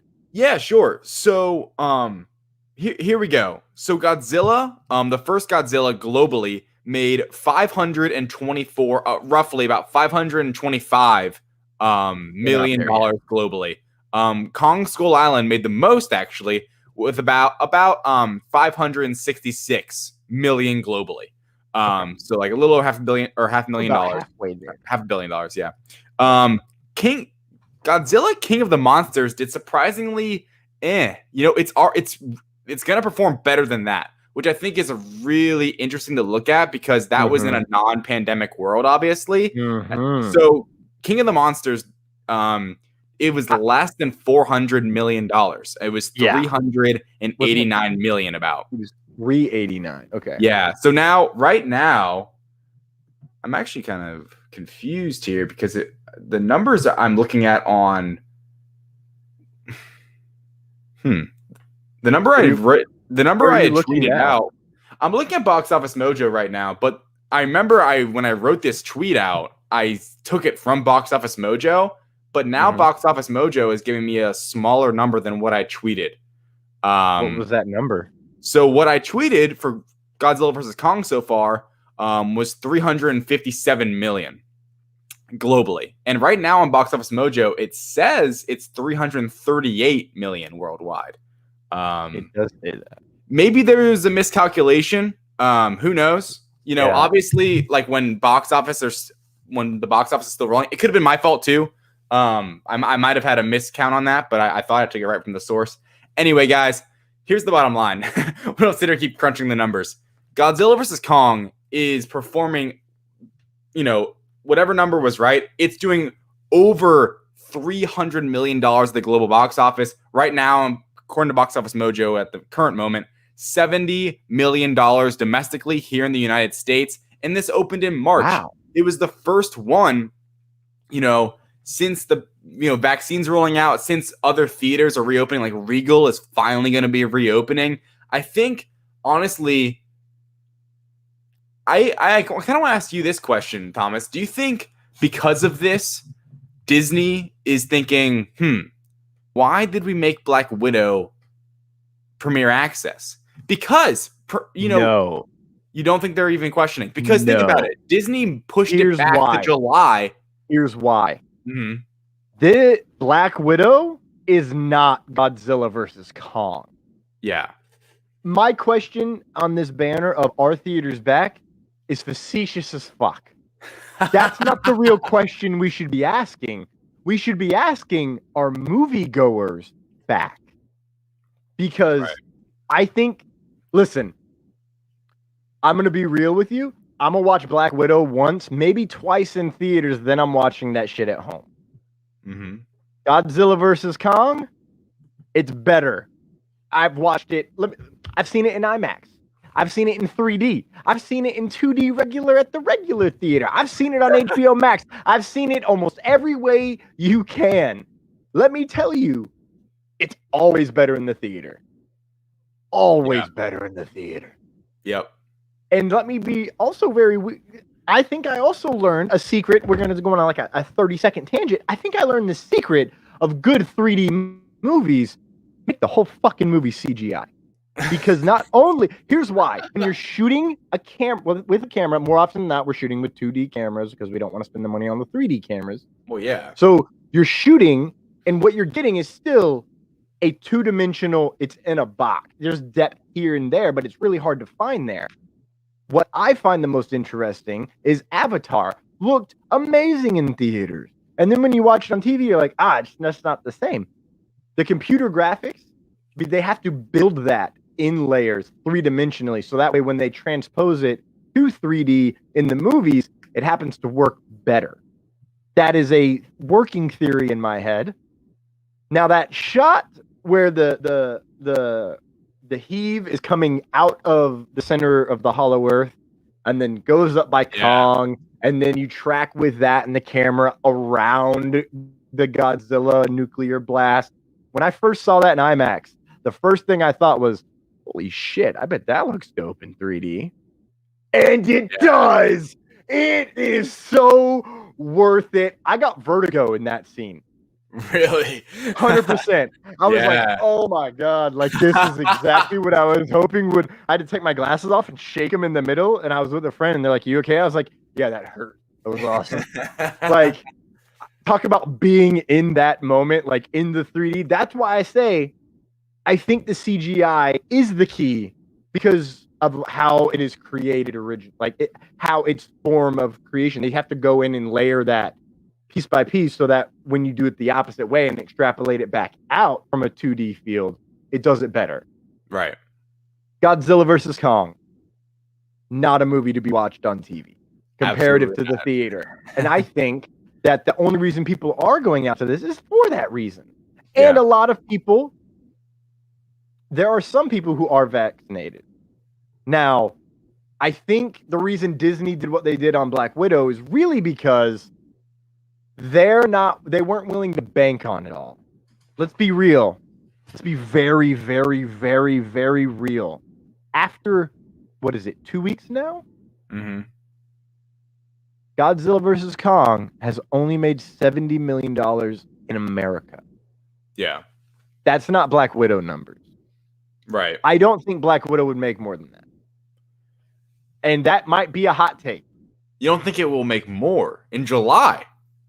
Listen, let me compare my mindset here. What do you... Okay, yeah. If what it were Marvel just film? theaters, maybe. But I Right. don't know.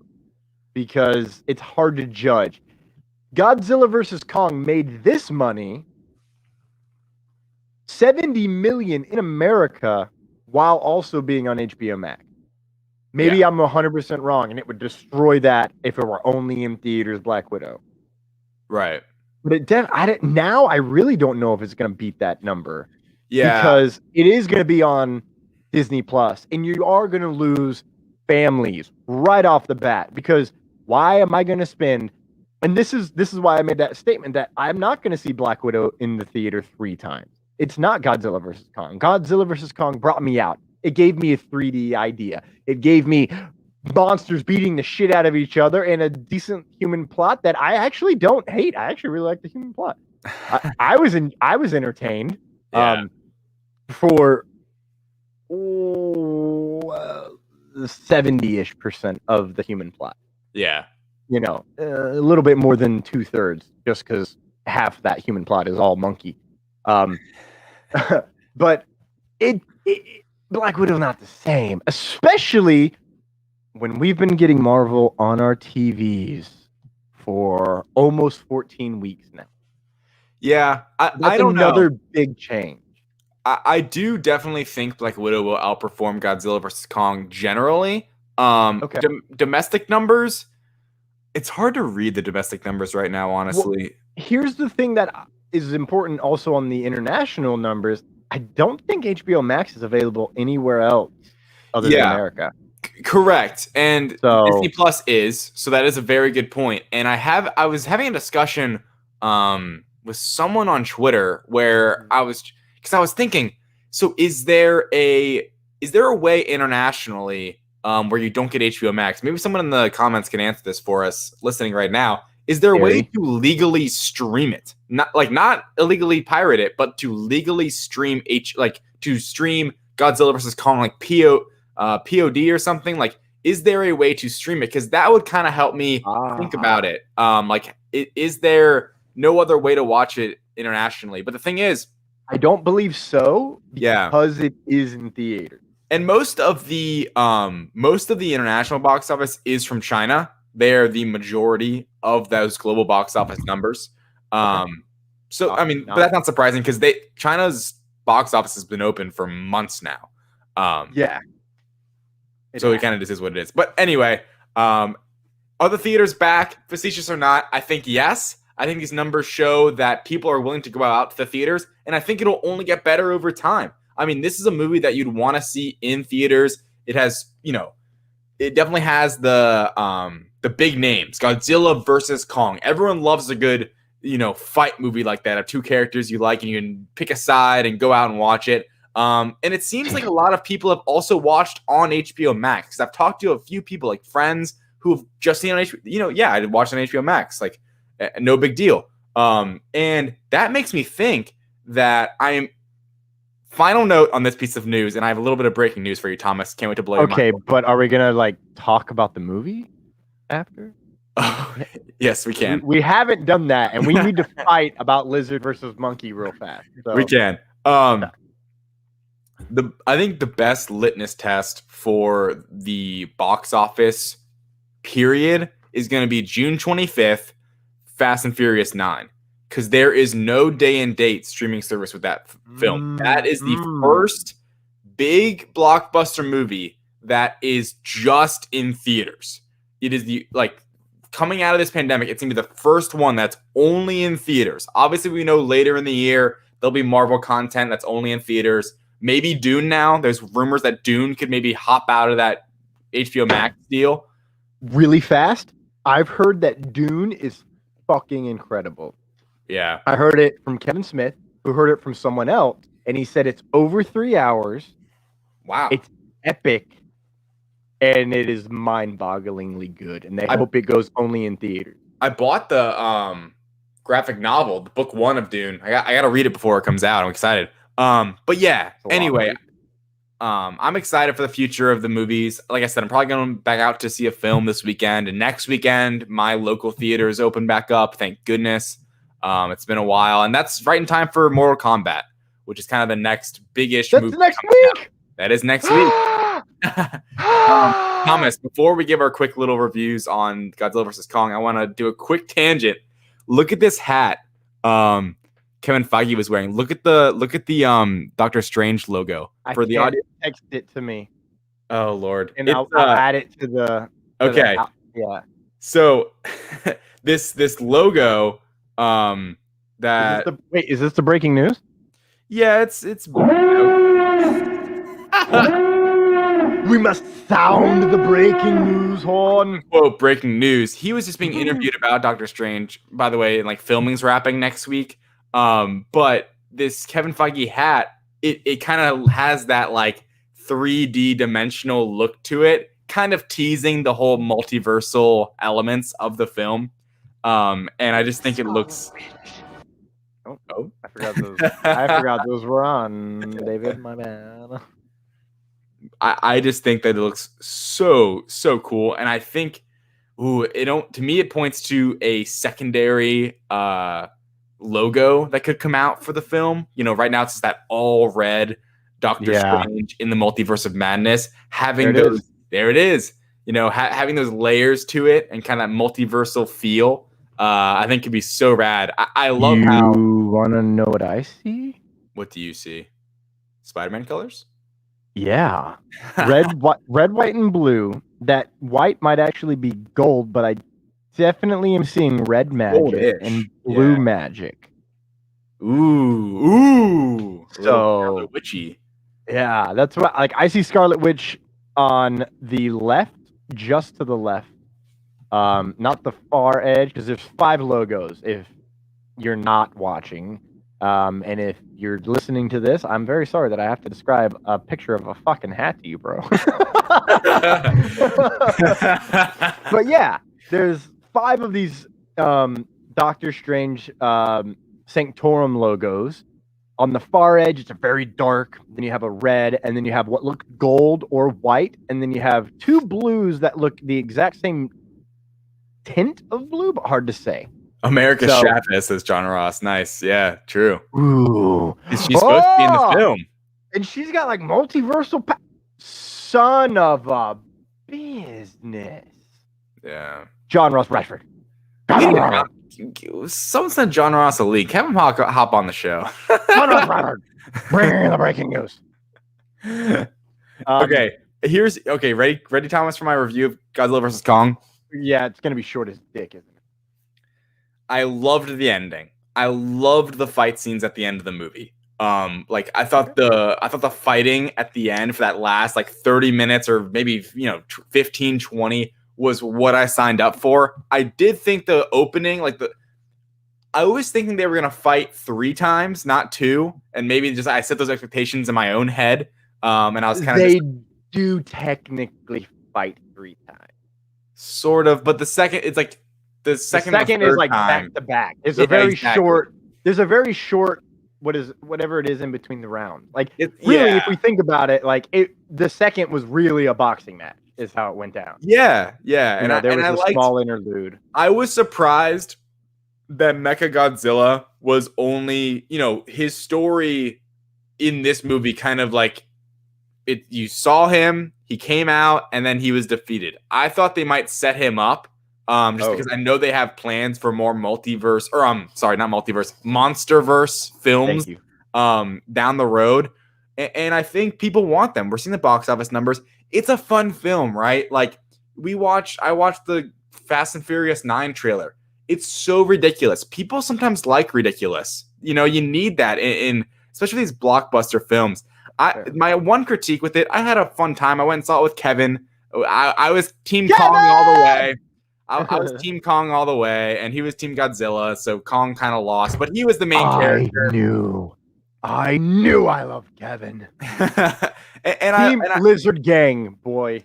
And I was surprised that, Kong got all of the like backstory, emotional exposition moments when Godzilla gets absolutely none. Don't get shit. Just there for the fight scenes. And he's like the antagonist in the movie almost. Yes. There are specific visuals that they did so that I'm trying to remember. I think my first response to you was, this movie is good. It made me not want King Kong to die. Yeah. Because going in, ladies and gentlemen, I was like, if one must fall, kill the monkey. No. Yeah. Oh my gosh. Kong's Lizard. so awesome. Lizard Gang. It's funny. So I enjoyed this movie a lot because you got a lot of context with Kong, and I liked. Yes, that's actually my favorite part of this movie. Everyone's like, the human plot is terrible. Fuck the human plot. Let's talk about Kong. Let's talk about the fact that it's so nuanced what they did with him. He's a beast. He's breaking out. He doesn't know what he's doing. And then it's like, no, he's intelligent. He knows what he's doing. And we predicted this. It was going to be strength versus intelligence. And that's what this movie gave us with Kong and Godzilla. But the story, the nuance, not just with Kong, but there's a couple things later on with Godzilla that it's like, oh, wow, like they really finally built a personality into both of these characters. Godzilla, it just happens. Right. I guess Kong, you're on that journey with him. You're on that hero's journey that, we go to the center of the earth. He's frozen. He's like, oh no, like, oh my God, I've survived. Like, thank God I don't have to fight Godzilla. Then he wakes up and it's cold. The instant they go home, he's like, man, your family might be there. Gone. Yeah. I don't give a fuck. Yeah. That was primal instinct. And I was like, oh, I understand that. And then we get down there and he's like, yes, I know what I'm doing. And then it crumbles. Yeah. And I'm like, why would he fight Godzilla? And then Godzilla destroys his home and he climbs up and I'm like, okay. Yeah. Yes. There's a lot of cool elements to the movie. It makes me want to rewatch it talking about it now. I really want you to watch a bunch of action movies where someone all of a sudden like helps out and they're like, what? You're helping me? And then go watch Godzilla vs. Kong. There's 5 shots that I literally went, I've seen that in this movie. Yeah. And one of them is I call it the hero ride. The hero's down. And all of a sudden someone starts helping and they go, what? And the camera zooms in on him and he's like, and there's 3 of those with Godzilla back to back to back. And I lost it. I just started laughing. But Godzilla is given a bunch of nuance, especially at the end. Like he's just there. He's a MacGuffin the whole movie, man. Yeah. They basically treated him the same way they treated Vision in Infinity War, which is, let's not fuck with power here. Let's try to keep all the strong players limited here. Yeah. It was nice to see the return of Ghidorah being Mechagodzilla, which I believe was already canon. I do forget Mechagodzilla's origin in the original. I have no idea. Yeah. I can't even remember. Good Lord, someone in the comments, please save me on who created Godzilla, because I am forgetting. Godzilla, you mean? No. Like the Godzilla mythology. Oh. I just don't remember his name off the top of my head. But I loved how they included that. my favorite part about everyone hates on the human element. Why the fuck do you care about humans? The human element is the most important element. Someone said recently on another podcast, and I laughed so hard. No, the human element is given to you with Kong. Yeah, exactly. Kong That's a good way. And the little girl. And by the way, the little girl, the actress, she's gonna be at Pensacon. Oh, no way. That's gonna be hype. Also, this movie made me want to learn American Sign Language, so that's probably what I'm gonna do. Because why the fuck not talk with my hands? I do that anyway. It's a good skill to have. Yeah, it's good. The whole journey to the center of the Earth thing, the Hollow Earth, that is my favorite part of this whole movie. Like, I love the monsters fighting, right? But if we're gonna talk about plot, I loved it. It's so dumb. It's so extra sci-fi. It's so dumb and cheesy, and I loved every minute of it. And it got us an amazing payoff to where now Godzilla and Kong coexist on the planet. Spoiler alert: one at the center of the Earth, one on the surface. Yep. David, are you still Team Monkey? Of course, Monkey till I die, man. Great character. The my favorite moment in the, it's cool when they do team up and fight Godzilla. My favorite moment though is when Godzilla beams at the scepter or the axe. The axe, ignites it and then vroom, total Iron Man lighting up excuse me, other way around. Thor lighting up Iron Man and then just going from there. Epic moment, man. So happy I was in a theater to watch it. It's a fun film. My biggest critique. Let's go.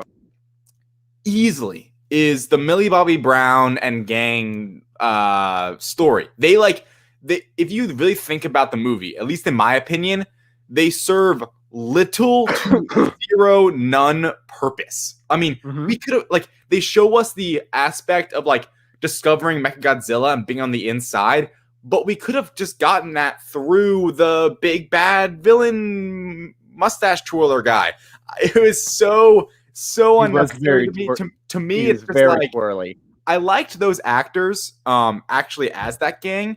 It was just poorly. It didn't need to be there. It's okay, it's Millie Bobby Brown.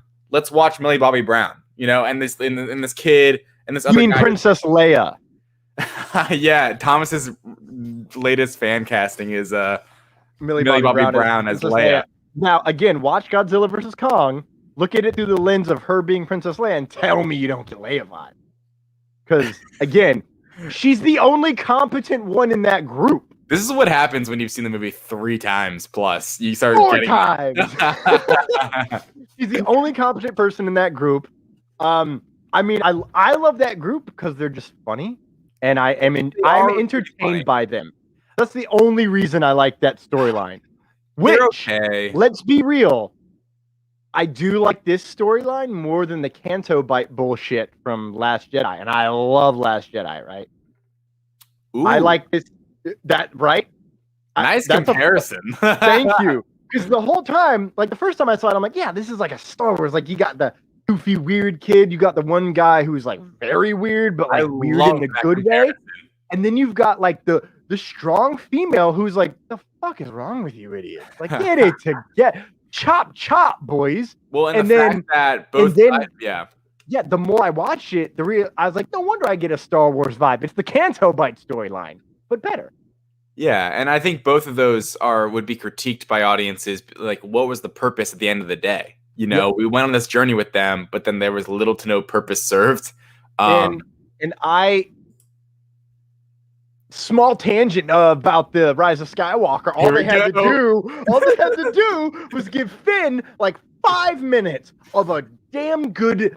We're going to battle, not because we're better than them or we want to kill them, but because we don't want them to kill everyone else. And I would rather fight and die protecting other people than killing anyone senselessly. Boom! That's a speech you give to Finn, and then he pays off the shit from Last Jedi. And it's I'd rather fight and die, but then he finishes it off with, but wait, I'd rather fight and die to protect the ones I love. Right. Than to just kill senselessly like the Empire. Or the First Ninth Order, the Exegol. Anyways, back to monsters. I think, you know what, Thomas? We're going to get into Disney Plus fun in just 1 second. I think, you know what I just thought of, Thomas? I think it might be time to dive into the sequel trilogy in between Falcon the Winter Soldier and Loki. We're going to have a big break. There will be bad batch happening, but I'm not. I don't even know if I'll be watching that week to week, but I will. I know you will. And I'm going to yell at you every week, just like I have about Rebels. Yeah. Well, I will say 52 weeks, ladies and gentlemen. I've been yelling at David about Rebels. We may need to just dedicate 3 episodes, no news, no nothing, just to each movie. Because we have, if you guys are fans over the last year of this show, you've seen me and Thomas get on hard, long, in-depth tangents about the sequel trilogy and all the flaws of it and the things we like and a lot of our disagreements, but also where we see eye to eye. And I think we honestly, saying it now, I think we might want to use this time in between Disney Plus Marvel shows to maybe take a deep dive into those 3 films, because we have, every time we touch on it, there's so much there we want to discuss. There's so much. I thought I was going on a small tangent, and I did. You did? It wasn't 30 seconds. It was like 5 minutes. And it makes you want to talk about it more. It's like there's so much there. I know. Anyway. We're gonna take a quick break. We're gonna do some more. We get, ladies and gentlemen, we got bills to pay. Like, let's be honest. Like, I got bills to pay. So we'll be right back. Hello, Lights, Thunder, and Action. Happy anniversary. Happy first anniversary. I'm a little bit older than one. This is Doug Stone, voice actor, wishing you very best on this auspicious occasion. I hope to be seeing you in the new year. Doing a lot of anime, a lot of dubbing for Netflix projects, etc., and Swan Princess, which has been around for over 20 years, is going to be back with, I think, 2 releases this year. I do Speed the Turtle in that show. So let's all just keep rocking. Thanks. Take care. Greetings and salutations, everyone. My name is Ryan of Neuroculture, and I am the host of a live weekly show known as And I Quote. We bring in a special guest from any and all corners of the nerd universe. We find out more about them and find out what they have coming up in the future. You can find us on Facebook, Twitter, and Instagram at It's Neuroculture, and the episodes of And I Quote. Check out our YouTube channel, Neuroculture. Don't forget to like, comment, subscribe, do all that stuff. And I want to take this opportunity to say congratulations to David and Thomas of LightsThunderAction celebrating their 1-year anniversary of doing the show. You guys are awesome. Love the banter. You're two of the coolest people on earth. And I wish you nothing but the best for the show moving forward. So I may not have one physically in my hand, but cheers to you guys. Cheers to 1 year. And here's to many more. Good job, guys. Hey everyone, it's John Ross Bradford with TheDirect.com. I just wanted to give a huge congratulations to David and to Thomas for their first full year with the Lights Thunder Action podcast. When I was on, I had an absolute blast, and I love every single episode. You guys have got some amazing stuff. I, for one, cannot wait to see what you do next. So here's a toast to David, to Thomas. Congratulations. Here's to another year. Hello, World Wide Web. I'm GW Pomichter. I'd like to ask you to subscribe to HWWS WebTV. Hi, I'm Sage Ia. We've got loads of content, something every day. Hey, I'm Thomas Carter Rochester. Hey, I'm David Thompson from LightsThunderAction. Hey there, this is Dave Adams, the golden voice of the South from Unrelated at Birth. Hi, I'm Rosemary Rose. Oh, hi, Jerome Conner here. From Saturday Morning Cartoons. And Classic Television SmackDown. I'm Brian, host of Brian's Anime Adventures. Hey guys, it's Josh Bauer of Back Talk with Bauer on HWWS WebTV. Hey there, peeps. Willow Schuyler from Willow's Pillow Talk and Reels and Heels here. Hey, my little gingerlings, it's your boy Country from the Ginger Chronicles. I'm Ryan Permison of And I Quote on HWWS WebTV. I would like to ask you to please subscribe. Please subscribe. Please subscribe. Remember to subscribe. Please subscribe. Please subscribe. Please subscribe. Subscribe. Subscribe. Subscribe. Please subscribe to HWWS WebTV on YouTube. I know you'll love it. To get to 100,000, to 1 million. And don't forget to smash the bell. Smash that notification bell. Ring that bell. Click on notify. Hit the bell to be notified. Hit the notification bell. Smash that bell. hit that bell button. And 10 million. Hit the bell to get notified of new shows and videos. And 100 million in the entire world. HWWS WebTV. You'll really like it. I guarantee it. Just do it. On HWWS WebTV. On HWWS WebTV. On HWWS WebTV. Come back and watch the next show. And see who we're hanging with now.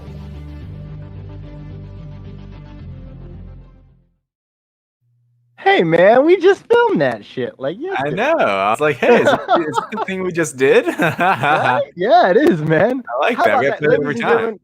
Right? Yeah. Hey, again, shout out to the HWWS WebTV. They helped us get our start. CyberCon was, dude, we're 4 days away from the 1 year anniversary of CyberCon. Our first live show. Our first, yeah. So this started off originally on Zoom. And we recorded it, and then we'd edit it, and then we would just throw out the audio. And then the second week, I was like, well, we can just put the Zoom video in there and be like, and see what happens. So we did that. And then the third week, we went to Be Live through CyberCon. And the week after, we were right here on StreamYard because I was like, I ain't playing that game. I like that too much. Yeah. The favorite thing that we enjoyed the most about it was really just the interaction, the live comments, hearing from everyone, the questions. There's some questions that were in here that people asked Bill that I wanted to answer, so we're gonna answer those later, just because I have the power. All right. So David, you're. It's been a while, man. We haven't talked since I think episode 2, right? Yeah, maybe. Yeah, I think you might be right about that. Okay, so what did you think about Zemo's episode of the Power Broker? Yeah, the Madripoor episode. Yeah, I mean, I loved it. I'm loving this series, right? I think episode 4 has been my favorite so far, but episode 3 was also really good. I love, in that episode, first of all, Zemo is great. Daniel Bruhl is just so charismatic, and the character is so interesting now. He's in such a wild card. It's kind of what I had once, I think, predicted, how he might just be the wild card of the show, right?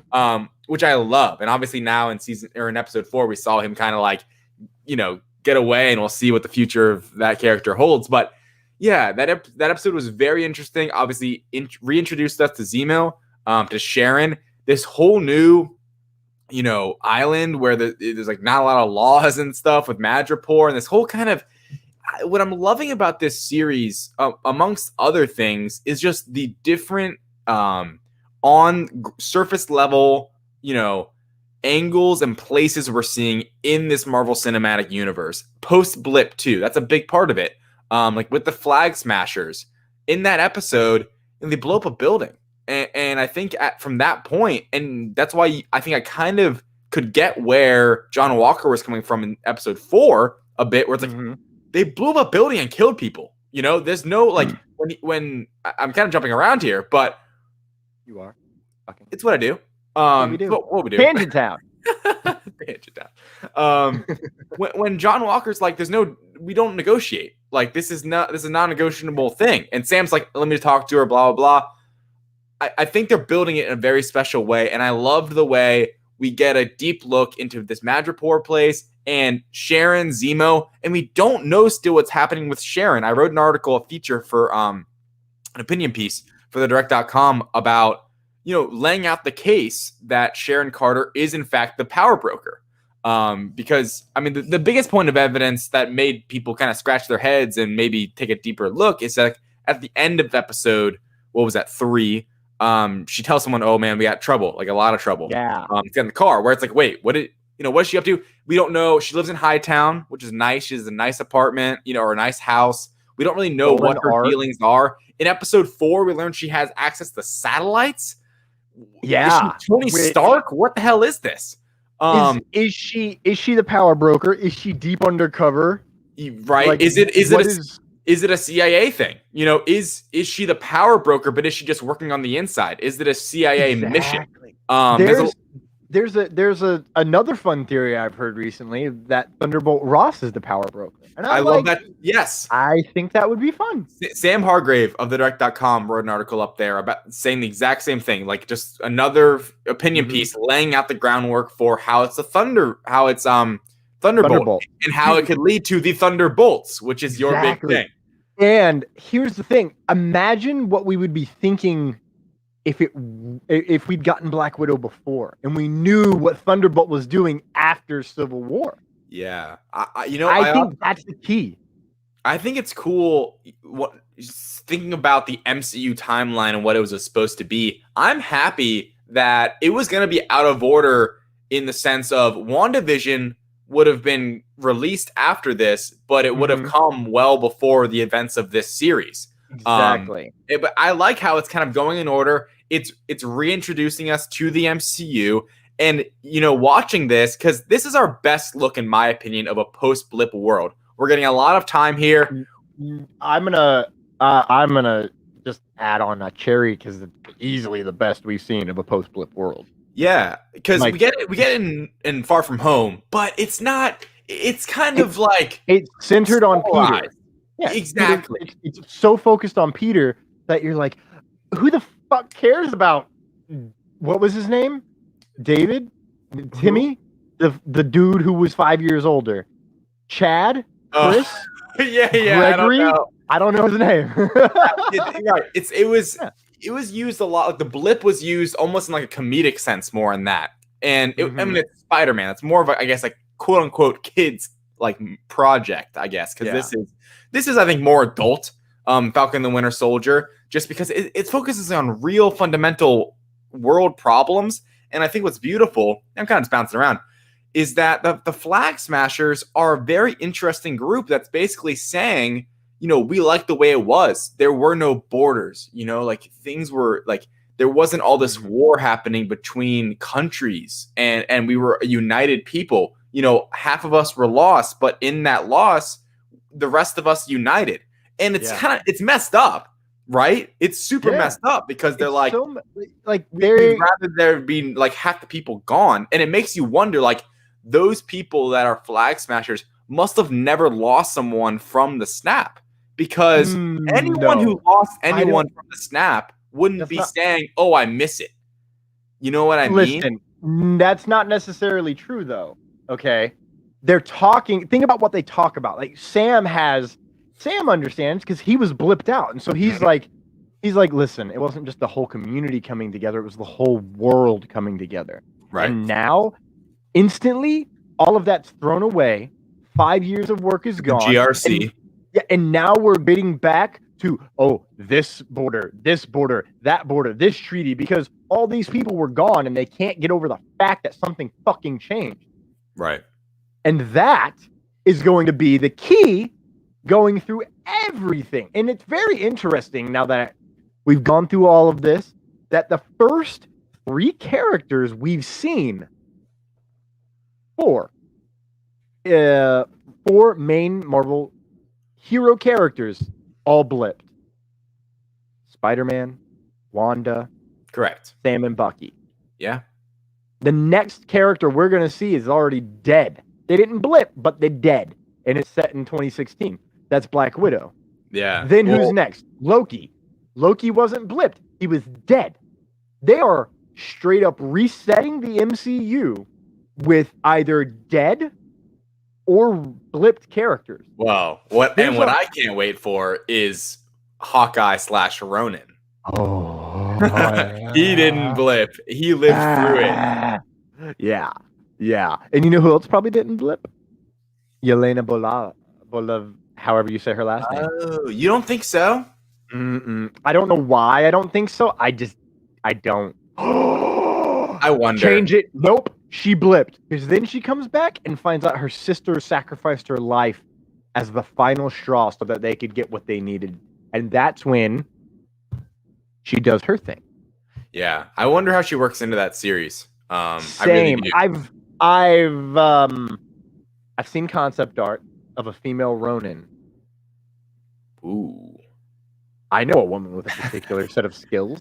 Her name is Yelena. Yeah. So, I find that incredibly fun and interesting. Now, on that Flag Smasher thing. Oh, yeah.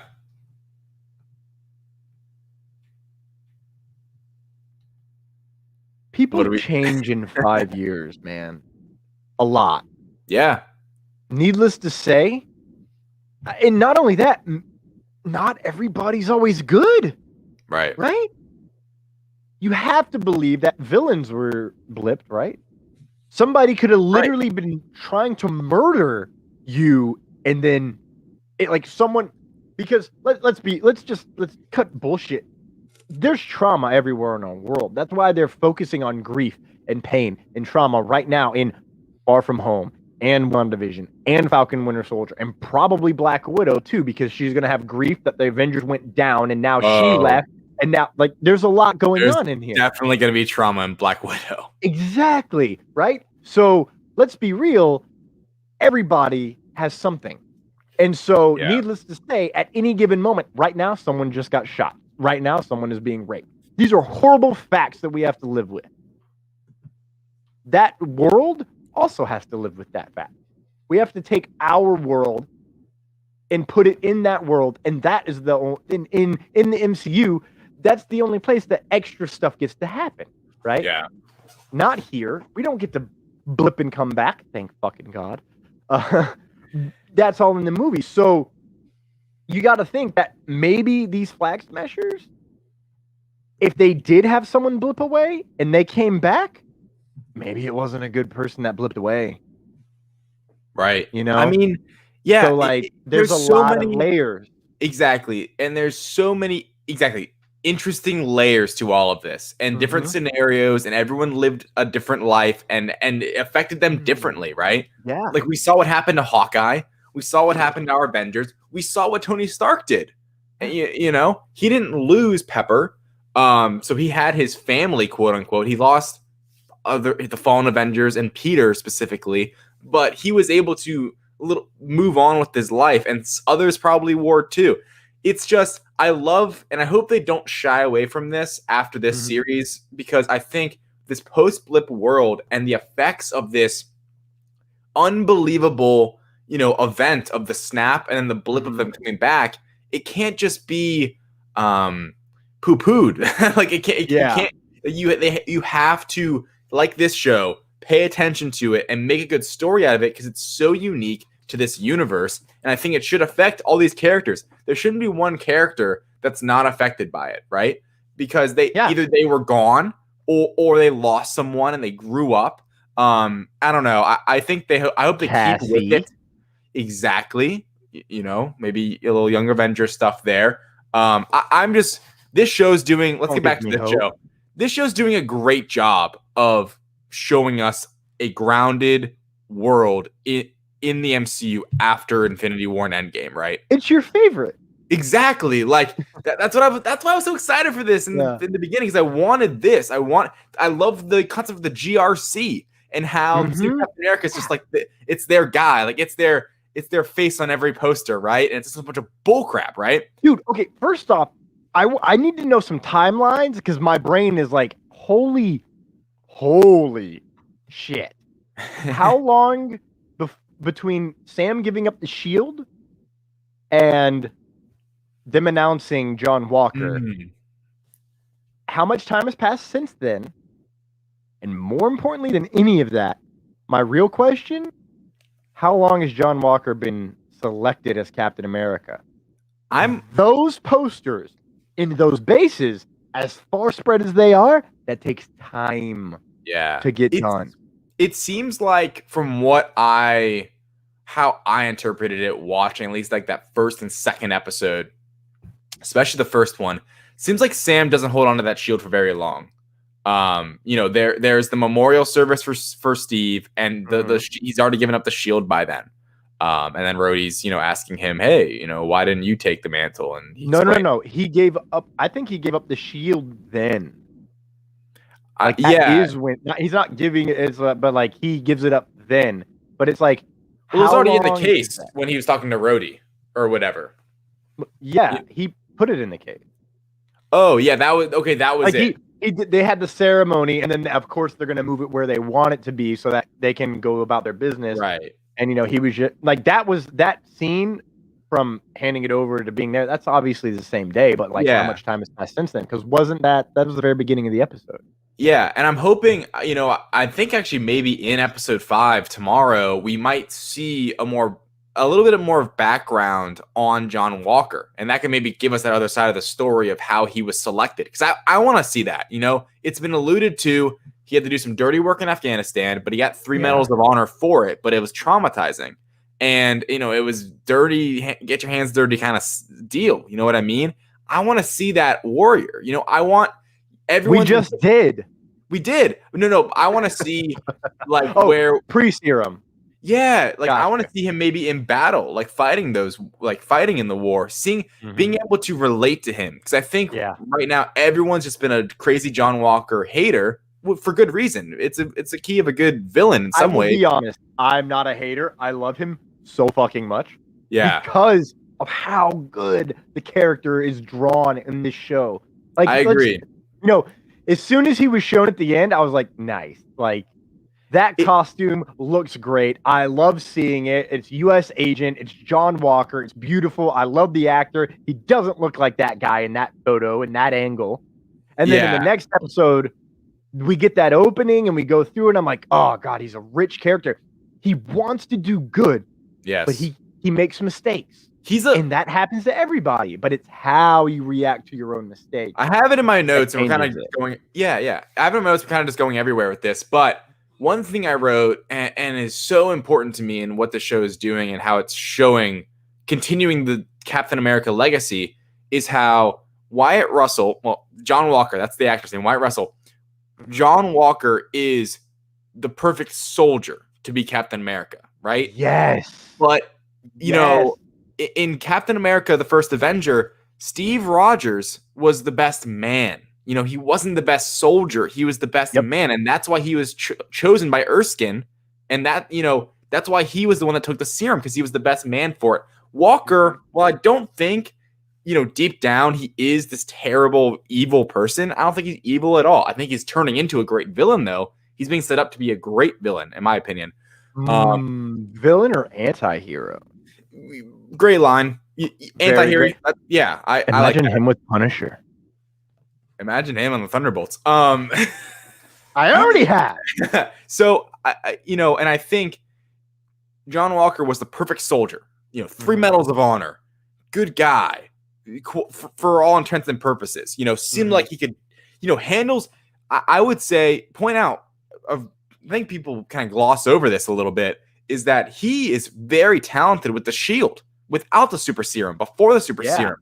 The way in, I think, episode 2, he throws it and it breaks Lamar's fall. Remember that? Yeah. Remember that? Remember being, that was awesome. That was awesome. So I think especially because they just set it up where he's like, if we had that shield, we could have rode it out of here. And he's like, ugh. And it's like, the fuck you mean? Could have rode it out of here. And then we see it and it's like, dude, okay, nice. Yeah. So I'm enjoying this. I'm, obviously at the end of last episode, seeing him snap, right? Seeing that trigger just flip, and great storytelling, right? You kind of get to know Lamar, and we even get we've gotten scenes between the two of them where you see this relationship, and you can tell Lamar he's a sidekick, right?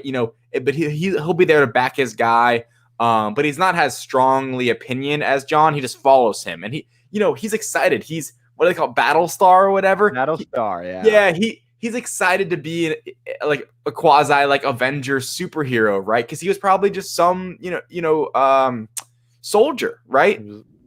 And now he gets to be this Stars and Stripes, represent America, the sidekick of Captain America. Who wouldn't want that? He goes and says, of course, he goes like, hell's yes, I'd take the super serum, without any question, just because he's excited to be there. And I think that's what was kind of heartbreaking, because where John Walker, you see those the trauma there a bit, and how he could have that switch flip, and he doesn't take crap. He doesn't really, he wanted to work with Sam and Bucky, but he's not just going to let them walk over him. And with Lamar, I think you see a lot more of, he could be on anyone's side no matter the situation. If John, he kind of went where John Walker went. If John Walker was super cool with Sam and Bucky and they all got along, he'd be right there with him. He wouldn't question it. And he was so just happy-go-lucky. It was tragic to me to see him fall and die, because he was a character that wasn't set up to be, mal or evil in any way. Yeah. He was the moral compass. Yeah, exactly. He was his buddy. He was his old buddy from Afghanistan, right? And you know what? Look at it like this: how Erskine, I look at it. There's two ways to look at it. Yeah. Cap losing Bucky, or Cap losing Erskine right at the beginning. I look at it more as him losing Erskine, because again, it was more of the moral compass. Bucky was his best friend, and here, that's why I'm like, it's either Bucky or Erskine, but I'm gonna go with the Erskine metaphor, if you will, because he was the good man. Lamar was the good man, and Walker is a great soldier, and he doesn't even want to be Captain America. He only did it because he's a soldier.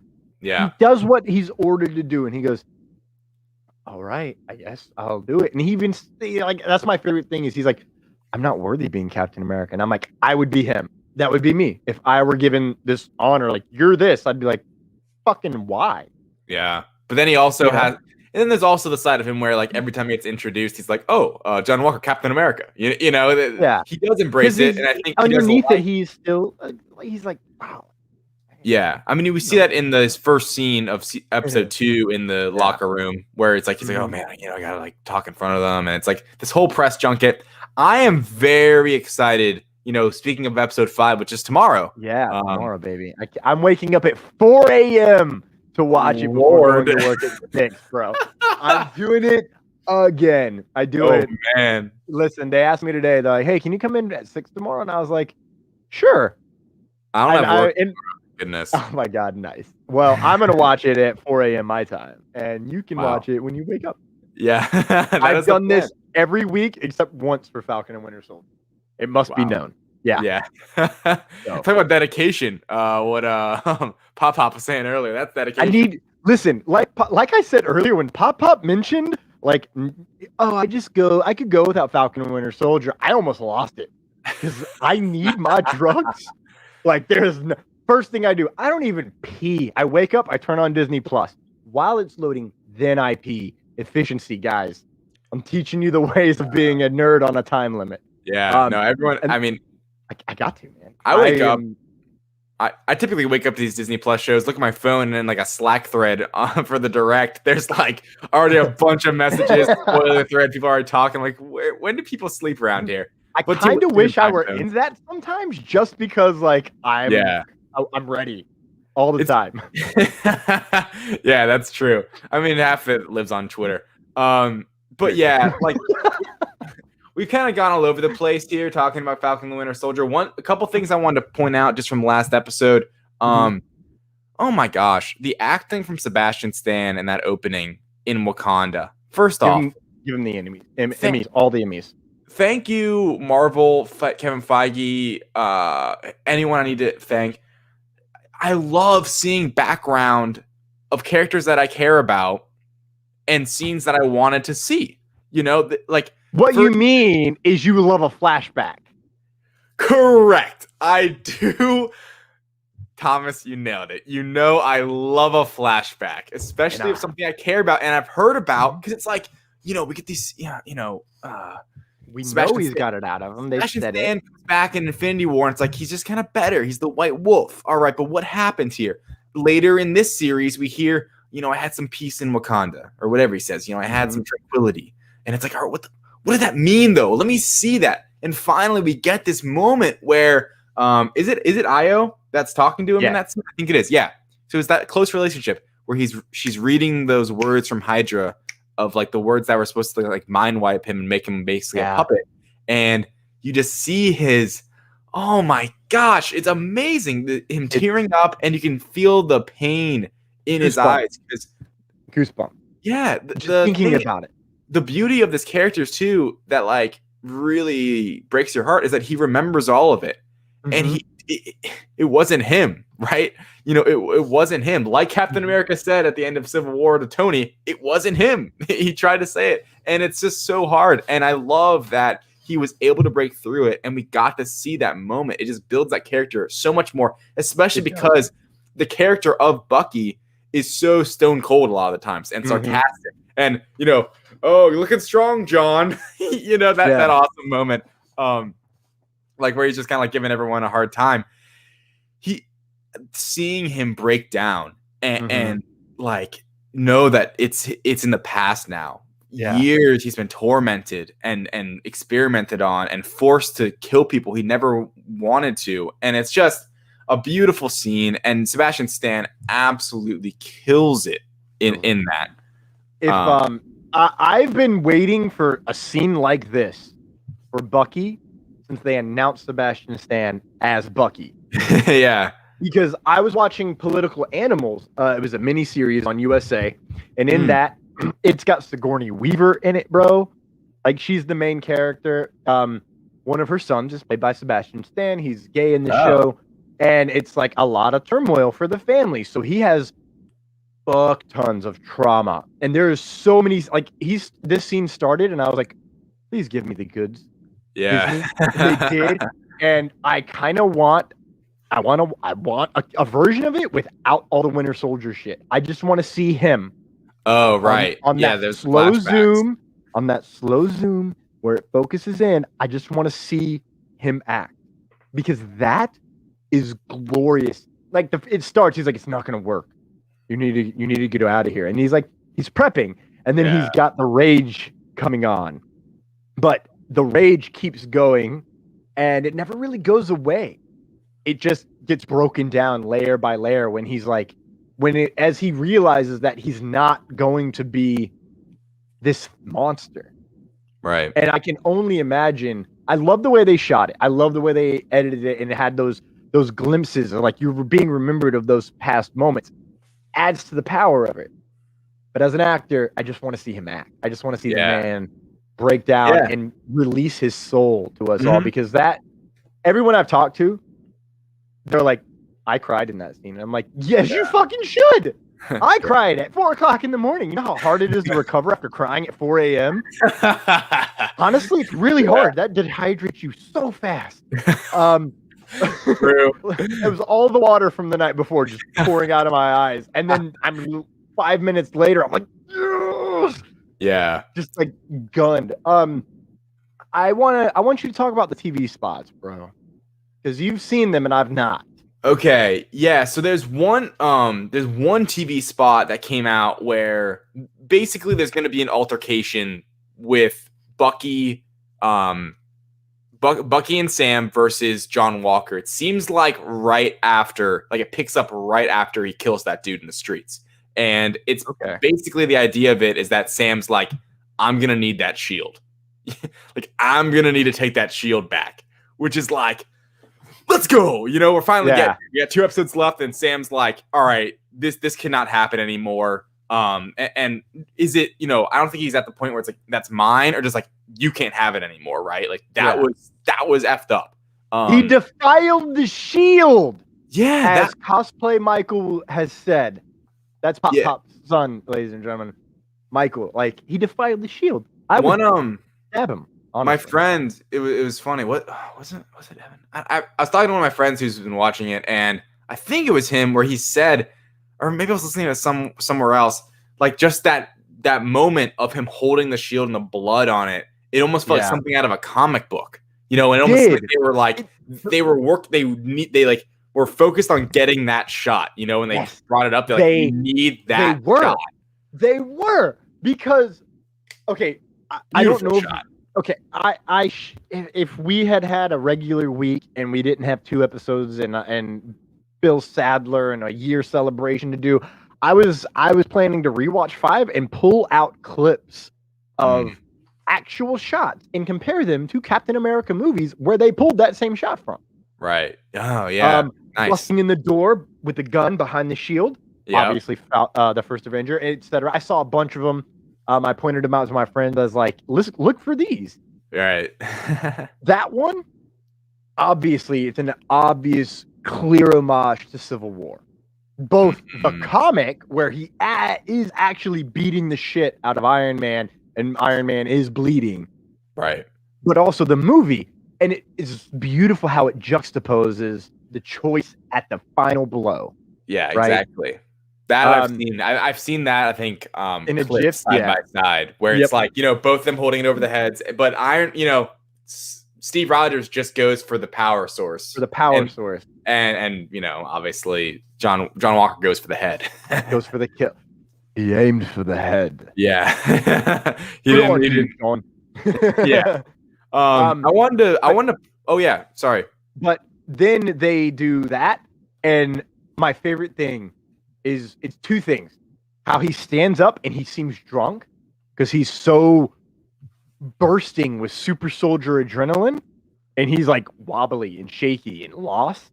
Yeah. And then how he just kind of stands his ground and then puts on the shield, and then it's just like he looks up and they backlight him, so he's covered in darkness, but then the shield with the oh my god. Listen, it gets my movie nerd orgasming, it gets my comic nerd orgasming, and then they meet in the middle for my superhero stuff. Oh boy, dude. It makes me so hungry. Speaking of him taking the super soldier serum, a big point of it, like one of the reasons why, is the Dora Milaje. The Wakandan, what would you call them exactly? They're the army force. No. Army. You know what? You're right. They are. They're like the SEAL. Yeah. Like they send those in when something gets real serious, and they got to take care of business because they do not mess around. I mean, oh my gosh, the action scene I loved when the one I referenced earlier, where Bucky's like, "Looking strong, John," and they're just beating the shit out of John Walker. It's awesome, and like the use of the spears and everything, the choreography in that scene is really top notch, in my opinion. Beautiful. And additionally, how Sam and Bucky are like, what do we awkwardly there, kind of like not sure to get involved, then kind of finally start to do, and Bucky's like, Io, like stop, but like half trying, you know what I mean? Where it's like, we're friends, I'm not trying to fight you, but like I don't care if you're beating his ass. And I thought it was a really pivotal moment to the John Walker character, where he just looks up and he's like, they didn't even have super soldier serum, and it kind of clicks for him, and I think what's pivotal is like he's trying to be the perfect soldier. Yep. Right. And that's not what it's about. And I think that's what they're pumping to him. Like he's supposed to be America's great soldier. But this is a Captain America, unlike Steve Rogers, that's going to follow everything they say and be the head of this GRC, program of repatriation and all of that. Well, exactly. Yeah. And that's where he got lost in it, right? He got lost in trying to be that super soldier, that perfect guy, and be this, I think where he wasn't getting the respect that Steve Rogers ever did. He got spit in the face and all this stuff, and I think he got fed up with that. And then obviously Lamar dying made him go crazy, but who can blame him? Especially with that serum, pumping in his veins. That because it makes you, like, what did they say? It makes you like just more of who you are.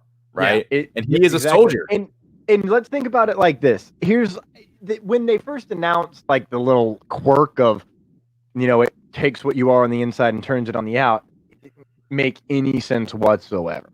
Even the way they explained it. The way they explained it here makes perfect sense. Because who you are will not change when you get power. And that is the moral of the story here. Right. You can wish all the live long day, but that's not going to change you. Right? And if you put in work and you change yourself, like Sam has, he's gotten over his trauma, his PTSD. He was a grief counselor. That is incredibly important. And the fact that John Walker said, oh, the reason that I know that it won't work is because I know that. And it's like, the fuck you talk about, John Walker? You obviously have never been to grief counseling, you little son of a bitch. That really, I don't remember if that was this episode or the last episode. That really pissed me off. I was like, fuck you. Everything else was like, yeah, okay, I expected that. I was like, no, that's the molehill. That's too far, John Walker. Yeah, there's little things. Like, that's why I think they've set him up in such a great way, because there is things that you hate about him. But there is, I think, I really genuinely hope in this episode they make us care about him a bit more and don't just make him the complete bad guy. Yeah. Right? And I don't think he is. Me neither. He is still not the threat of this. It's the Flag Smashers. Yeah. Is it? Well, Or yeah. is it the Power Broker? Because the Power Broker's after the Flag Smashers. Right. At the end of the day, there's always a bigger fish. I mean, okay, we can kind of, I don't know when we want to wrap up. We're going kind of over on time. One thing, I think they're setting up for a season 2 or at least a movie sequel. Yes. They are like, well, there seems to be a lot of setup here for what could be a continuation to this story, in my opinion. Oh, yeah. And like, I am not surprised by that. I expected that. I expected this to. I'm actually surprised with how little they've revealed, in all honesty. Like, let's be real. What have we learned so far? The Flag Smashers want the Super Soldier Serum. They have the Super Soldier Serum. Now they don't. The Power Broker exists. John Walker is no longer fit to carry the shield. Right. That's about it. We haven't really learned too much else. Yeah. Sam learned about Isaiah. That's going to be important. That will come back. That will come back. David, what do you think? We'll start wrapping up. What do you think is going to happen in this next episode? Tomorrow. Specifically? Okay, yeah. Tomorrow, it's like 62 minutes long. Boom, we hit play. I have to wake up exactly at 4.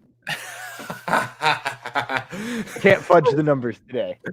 I think we get the shockwave around the world of what happened with this event with John Walker. I think there's going to be some sort of repercussion, and I wonder to what extent. I've seen, I forget it, I've read like a description or something. It seems like Bucky and Sam are going to find themselves back in Louisiana. So I think that was going to be part of this story where we get back to Sam's family. We haven't really been with them since episode 1. Yep. I wouldn't mind seeing Torres. What I think's going to happen is I think this is the episode where they get the shield, but they're not still quite know what to do with it. But they do know the Flag Smashers are still out there. Zemo is free. They have a lot of issues, and they go back kind of like to the States, to Louisiana to kind of regroup, right? And I think this is where we get this is my specific prediction. This is where we get those scenes of them messing around with the shield with the trees, and then being like, all right, we need to use this, and kind of like Sam and Bucky having conversations, like Bucky looking at Sam, being like, this was yours. This is yours. Like, you should learn how to use it, right? Like, Steve gave this to you. Can't you see that now? You were supposed to have it. So I think specifically we'll see that. Beyond that, I cameo. Oh, I got my hand. I do love. I was gonna say I love dogs. I also love dogs. Weird people. Crazy people. John Walker probably hates dogs. Now, John Walker likes dogs, but he also probably likes cats. One of Shit, those. what does that say about me? I like cats, sort of. I was messing with a cat the other day. Anyway. Okay.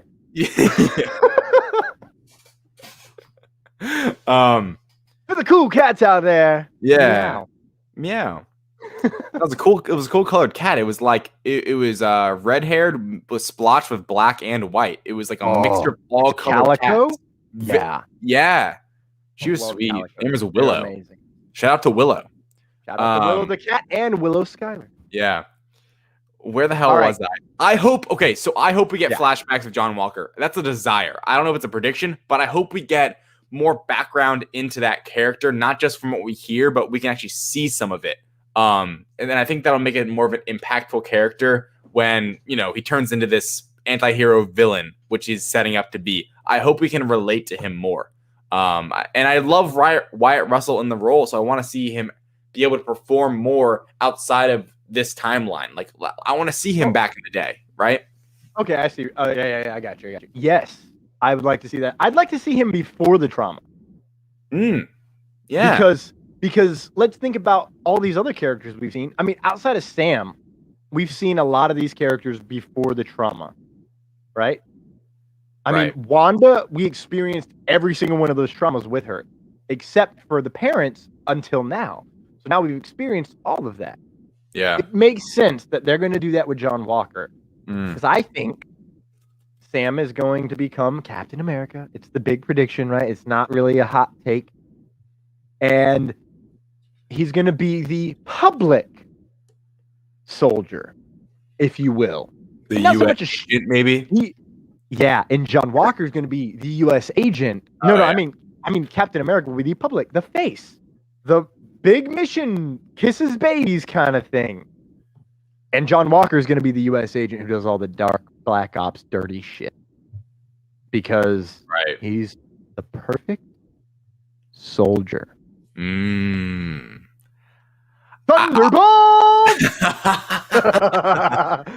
Yeah, I think it'd be really cool if we don't get necessarily a rogue John Walker by the end of this, but still working with the government, but just he's not the face of the franchise anymore, right? Now it's like, okay, you know what? He's like, especially if all he has to do is say, I still want to serve. And that's enough. Because why wouldn't he want to serve? Right. Honestly, like what? He's a soldier. That's what he's made to do. And I don't think he's trying. I think he's really gonna go after the Flag Smashers because I think he's still mad at them. I wonder if he has any remorse for his actions. You know, maybe after like the adrenaline wore off. I question probably, what. Yeah. Same. Like it ended, and I was like, as soon as it started happening, I was like, oh, they're gonna. I mean, well, I knew it was gonna end because I'm good at telling time. I have to leave like right after the show ends usually. So, but yeah, I could tell. They ended it, and like I said, he was drunk and he was wobbly and he was still pumping with that adrenaline, and it's just like, oh shit! And they cut it off, and it's like, yeah, man, yeah, that's perfect, dude. And I like your idea that we start instantly right back there, right? Because as soon as it ended, in my head, I was like, we got 2 hours left, like 2 episodes left, and it feels like now we're at a movie pace. Now it's going to be a lot different. And I say movie pace, but I don't think it's going to be, I think we get one more scene of like you're saying, we get those down scenes in Louisiana. And I do think that's this episode. I don't know, man. You know what? I got nothing. I want to go to bed so that I can wake up and watch this at 4 o'clock in the morning. That's where I'm at, man. Yeah. I need my drugs, dude. I need it just injected directly into my brain. Wow.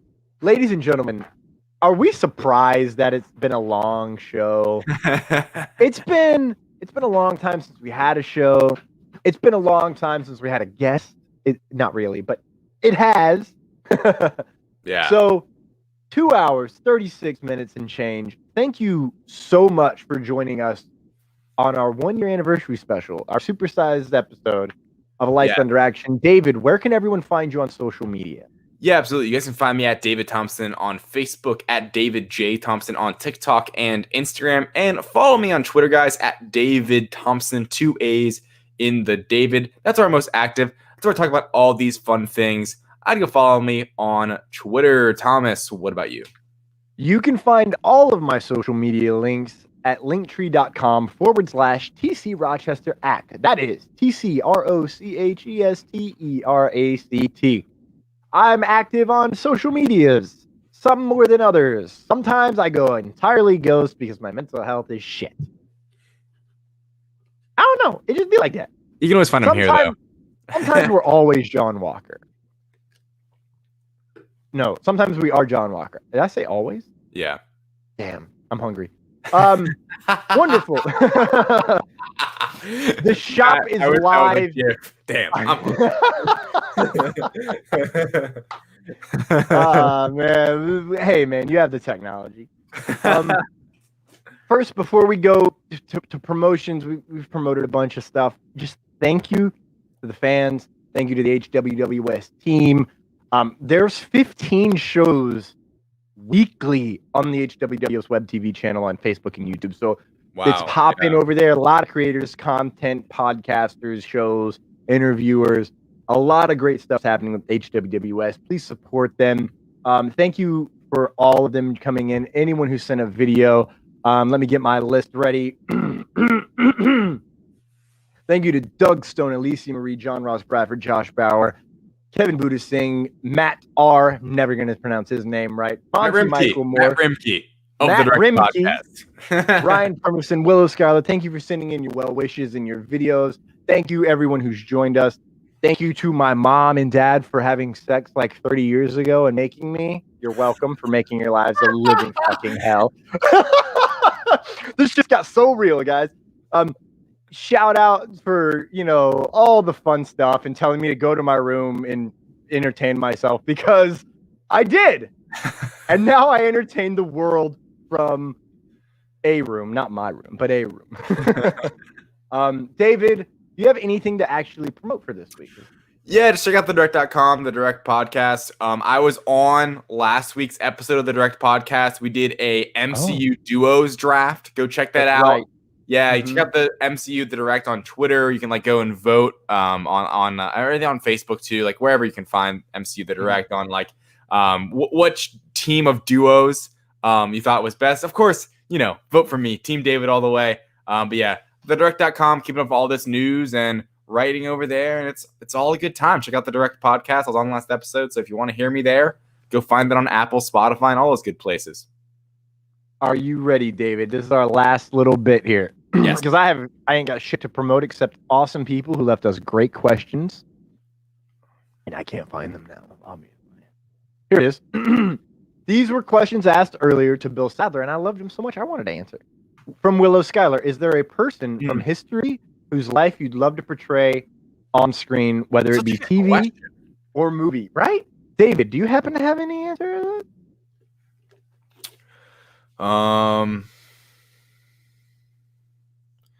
Do you have an answer? Answer yours, and I'll keep thinking. I have a lot of answers. I'm not gonna lie. Of course.